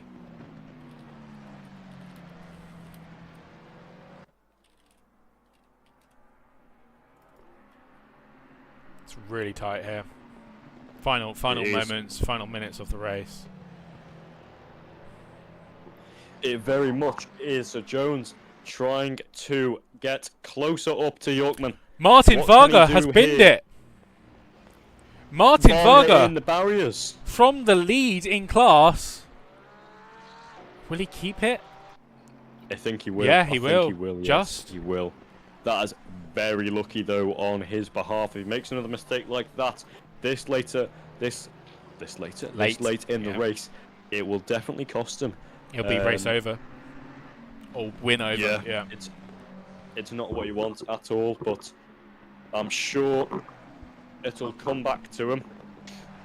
He'll bring back his senses, and he should be fine. Goncalves, though, absolutely, he's just been amazing overall. P5, brilliant, incredible from Milan, beating all of the Silvers as well. Wow, Silvers, you should be ashamed. No, I'm kidding. No, don't say that. Goncalves has been he's been brilliant, absolutely on point. I want to have a look at this then. So, if you got P6, so let's see. So they were on 26 overall. Yeah. So, from P2 to P5, there's 27 still. From P2 to P6, there's 28. Wow. Lots of people making up places. That is practically half the grid. Well, it is more than that's almost the whole grid. Yep. Wow. Just in positions gains. That's brilliant. Oh my word, Callum Jones, you incredible driver. Oh, it looks like he went for it there. He is going for it. Will the Mustang stick? I don't think it will.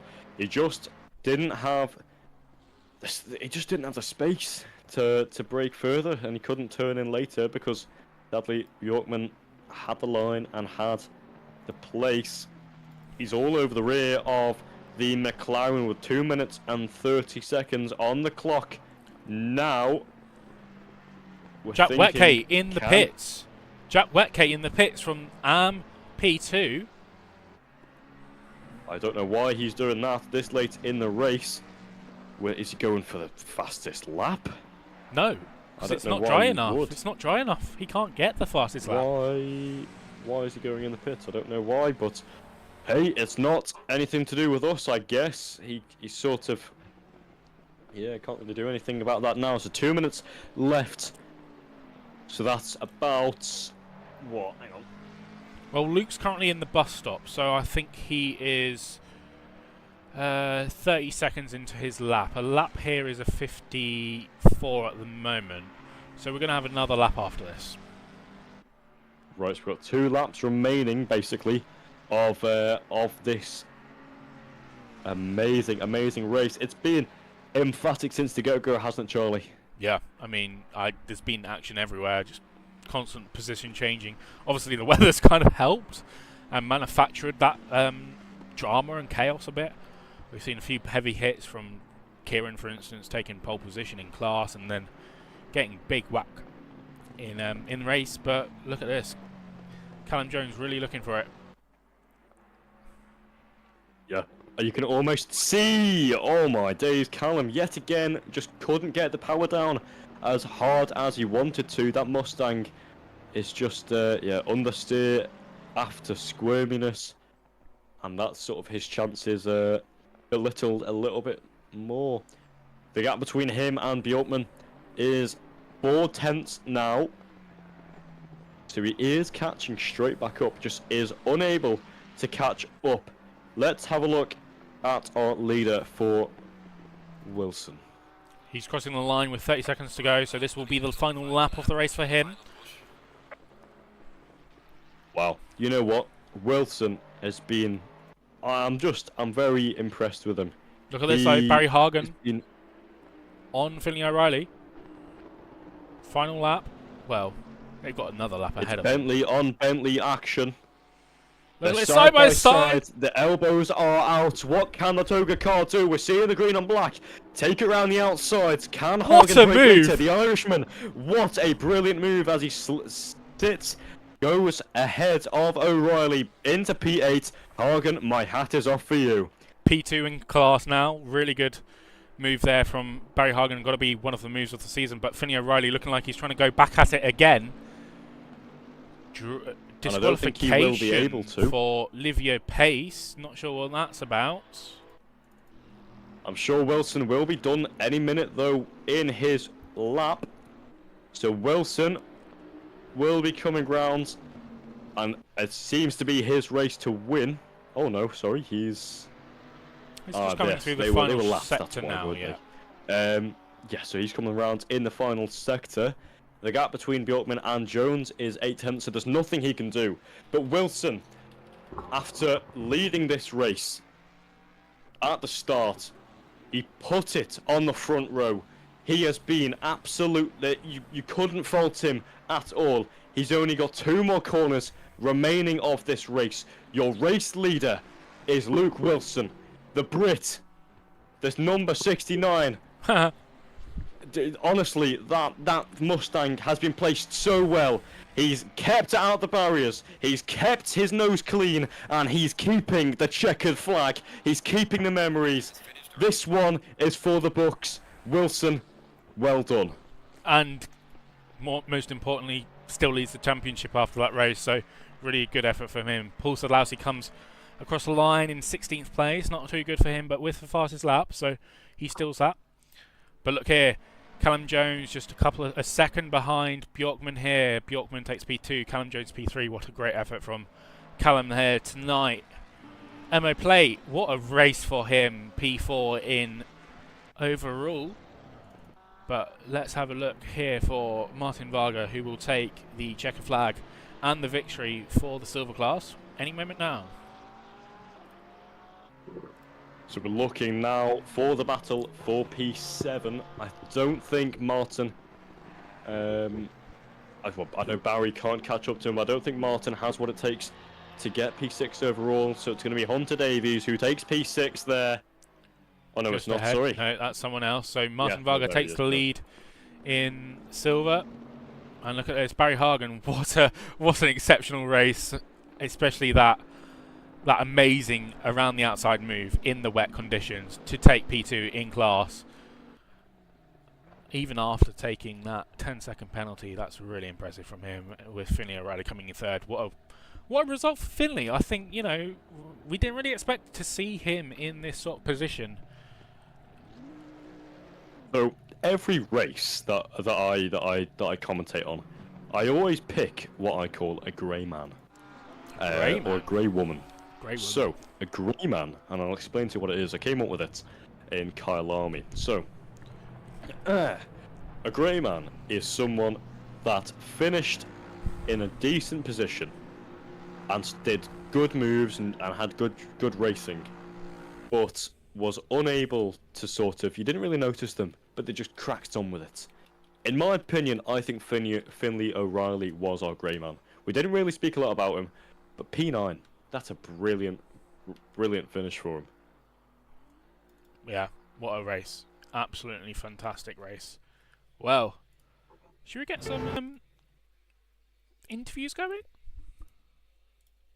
We can do, yeah. I'll have to shoot off soon, so I'll only be able to do 1 or 2. But but yeah, we'll get some interviews in. So any drivers that are listening, you are welcome to get in our waiting room, and you can have a little chat to us, and we'd love to hear what you're thinking. Yeah, definitely.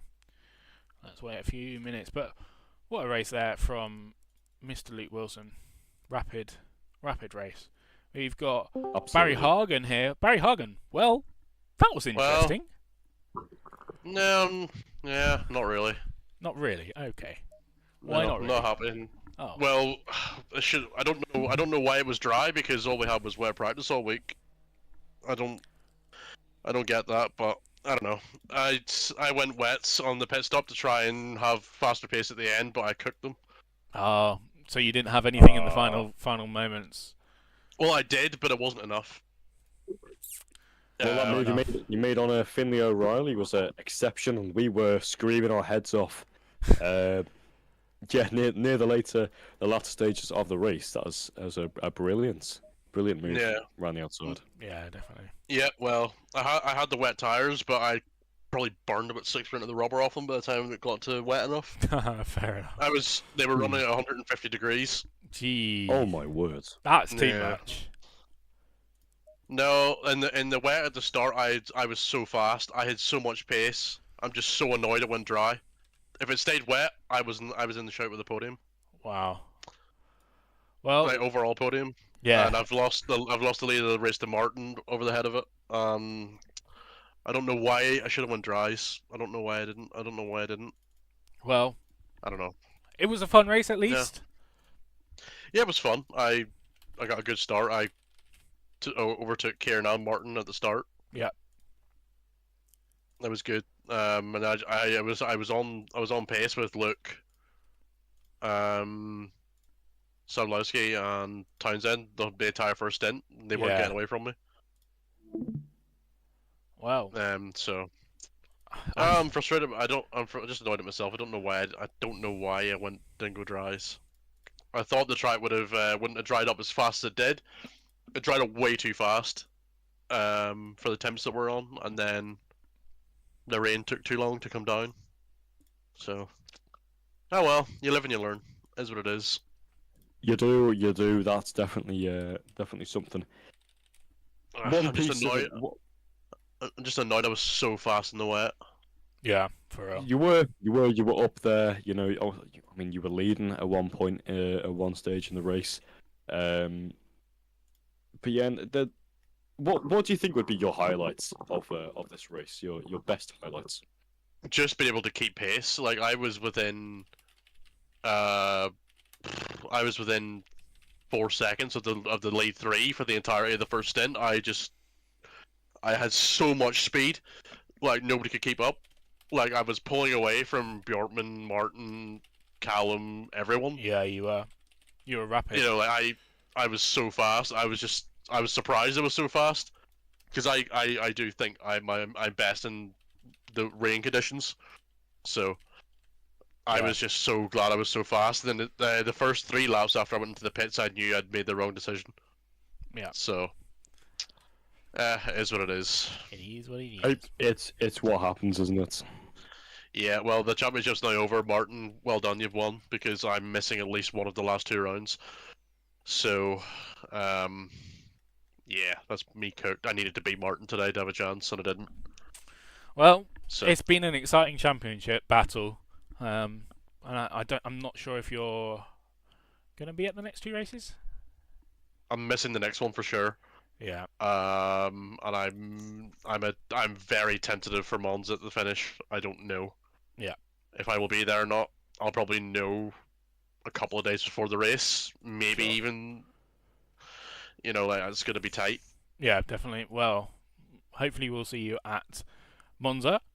Thank you for racing tonight. Congratulations on you know, P2. I guess it was a good fight and good camera work for us. Yeah. So good to see that. But yeah, thank you, and we'll see you next time. Next up, we're gonna get. I've got to shoot, mate. You've got to head off. No worries. Yeah, I do have to go. But yeah, no, I do. Thank you all for listening to our rambling from listening to from talking about Boat Hasbury to babies and everything in between. Yeah. We do appreciate everyone talking and everyone listening in. Thank you very much for watching. This is me for tonight. But yeah. Thank you, Rio. I'll see you around. See you around. See you again next time. Cheers, Charlie. Thank you. I'll see you in a bit. I'm going to grab up Callum Jones now. Callum! Hello. That was a bit unexpected. Yeah, you can say that again. Jesus. P3? It was. From P11? Huh? Yeah. Well, yeah, even went even worse than that. I had a bit of contact at the start, dropped down to P14 at one point. Qualifying just had no pace. I don't know why, but I knew I had pace when the fuel was in, so I just had to push through. And essentially, if I didn't drive as hard as I could, then championship was over. So just had to, get the positions where I could, which I did, and the changeable conditions. Luckily, myself and Hunt are actually prepared for. We prepared a set of dry tyres with the pressures set, so we're ready for it, not knowing that it would come or not. So it going to dry, being that changeable, and then finishing the race in the wet on slick tyres was just pretty much perfect for me. Yeah, I mean, we looked at one point, we were trying to figure out what tyres you had on, and we saw the yellow one, and we were like, they're on dries? Yeah. Yeah, it was late enough in the race that it was kind of worth it, and yeah, it was interesting. I guess Paul probably, before obviously he had his stop go, I guess he went on wets. I know Townsend went on wets because his pace dropped off. Not sure about Barry either, but yeah, I guess all of that just kind of made my way through, just kept on the track. So we just spoke to Barry after the turn 1 issues. Yeah, we spoke to Barry, and he said that he stayed on wets. So during his stop, he switched to wets, which obviously didn't really work during the dry section. No. But because he kept them on during the dry, warmed them out. I think he said they were at 150 degrees. You can't do anything with that, can you? No, you can't. No, which is why I went on slicks. I was like, okay, we just survive at the end, basically, on the slicks. I knew it should be okay. You'd just lose too much time pitting for wets again. So just take the risk. I mean, I had to take the risk, be on the right tyres at the right time, at least in the dry, and then survive in the wet, which I know is one of my strong suits. So just a shame I couldn't get past Robert. I gave him a little hit into the bus stop, which was just a bit of misbraking point. He managed to recover it. I let him have the position, obviously, and just followed him home to the end. Yeah, well, and very very happy with P3. Honestly, I thought the championship was over after. You did. I'm not gonna lie. I did see your message in quality. I was like, I was just going to be stuck. But that was good. I know. I had 10 seconds of damage through the entire race as well. Gee, how did you manage to keep that going? I don't know. I just thought, do you know what? I'm not even going to repair it in the pits. Just run with it and see what the hell happens. Handling was all right, so I had a lot of understeer, but that was kind of good. It kept the car safe, and overall it was quicker. Yeah, well, great talking to you, Callum. We're on to your best section of the season, I think. Indeed, Zolder and Monza I'm looking forward to. So hopefully we'll see you at the top, ideally, Fingers crossed. Well, great talking to you. I'll see you soon, and thank you for joining us. Thank you, Charlie. Bye-bye. Oh, next up we're going to get... Kieran Macy! Kieran! Hello. That was not the greatest racing.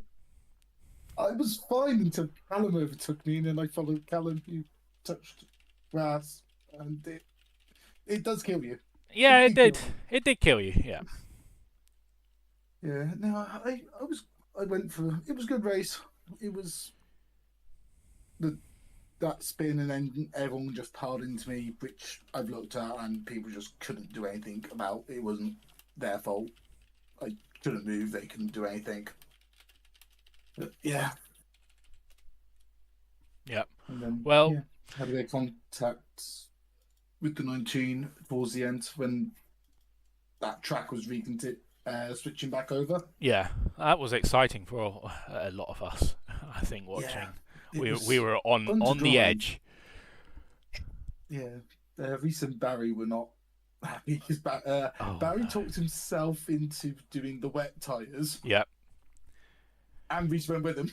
Oh no, they did a double suicide. Wasn't the plan, wasn't strategy. It dried out so quickly, which I think caught everyone else off guard. Which, yeah, it was an interesting one. It'd be fun to steward. Definitely. Too busy looking. It wasn't too busy actually looking at it. So, yeah. Yeah, I don't think Matt had a good day. No, he didn't. But yeah, I mean, you get that extra 5 points for pole, I guess. Congrats. Yeah, that I'm not quite sure where that came from. It was a bit strange, wasn't it? Yeah, it was just, I think, right timing, right track, and I just put the lap together and it bit together. So yeah, it was good. Well, are you participating in the next 2 races? Two races? Maybe. We'll see. Well, thank you for chatting to us, Kieran. We'll see you. If it's next week, then yeah. It's not. Definitely. It's a fortnight. 2 weeks. No idea. We'll see. Well, thank you for chatting to us, Kieran. Okay. I'll see you no worries. Have a good one. Later. See you. We're then going to get no one else in, because I'm very, very tired. I've been at work all day. I apologise to all of the guys who are waiting for interviews. But I've got to call it here. I am knackered. I've also got stuff to do tomorrow, so I'm very tired. But thank you all for joining us tonight. It was an absolute chaos race. But thank you for joining us, and thank you, Rio, for joining us on CoComs as well. It was a pleasure, and what a race. Insane. See you guys next time.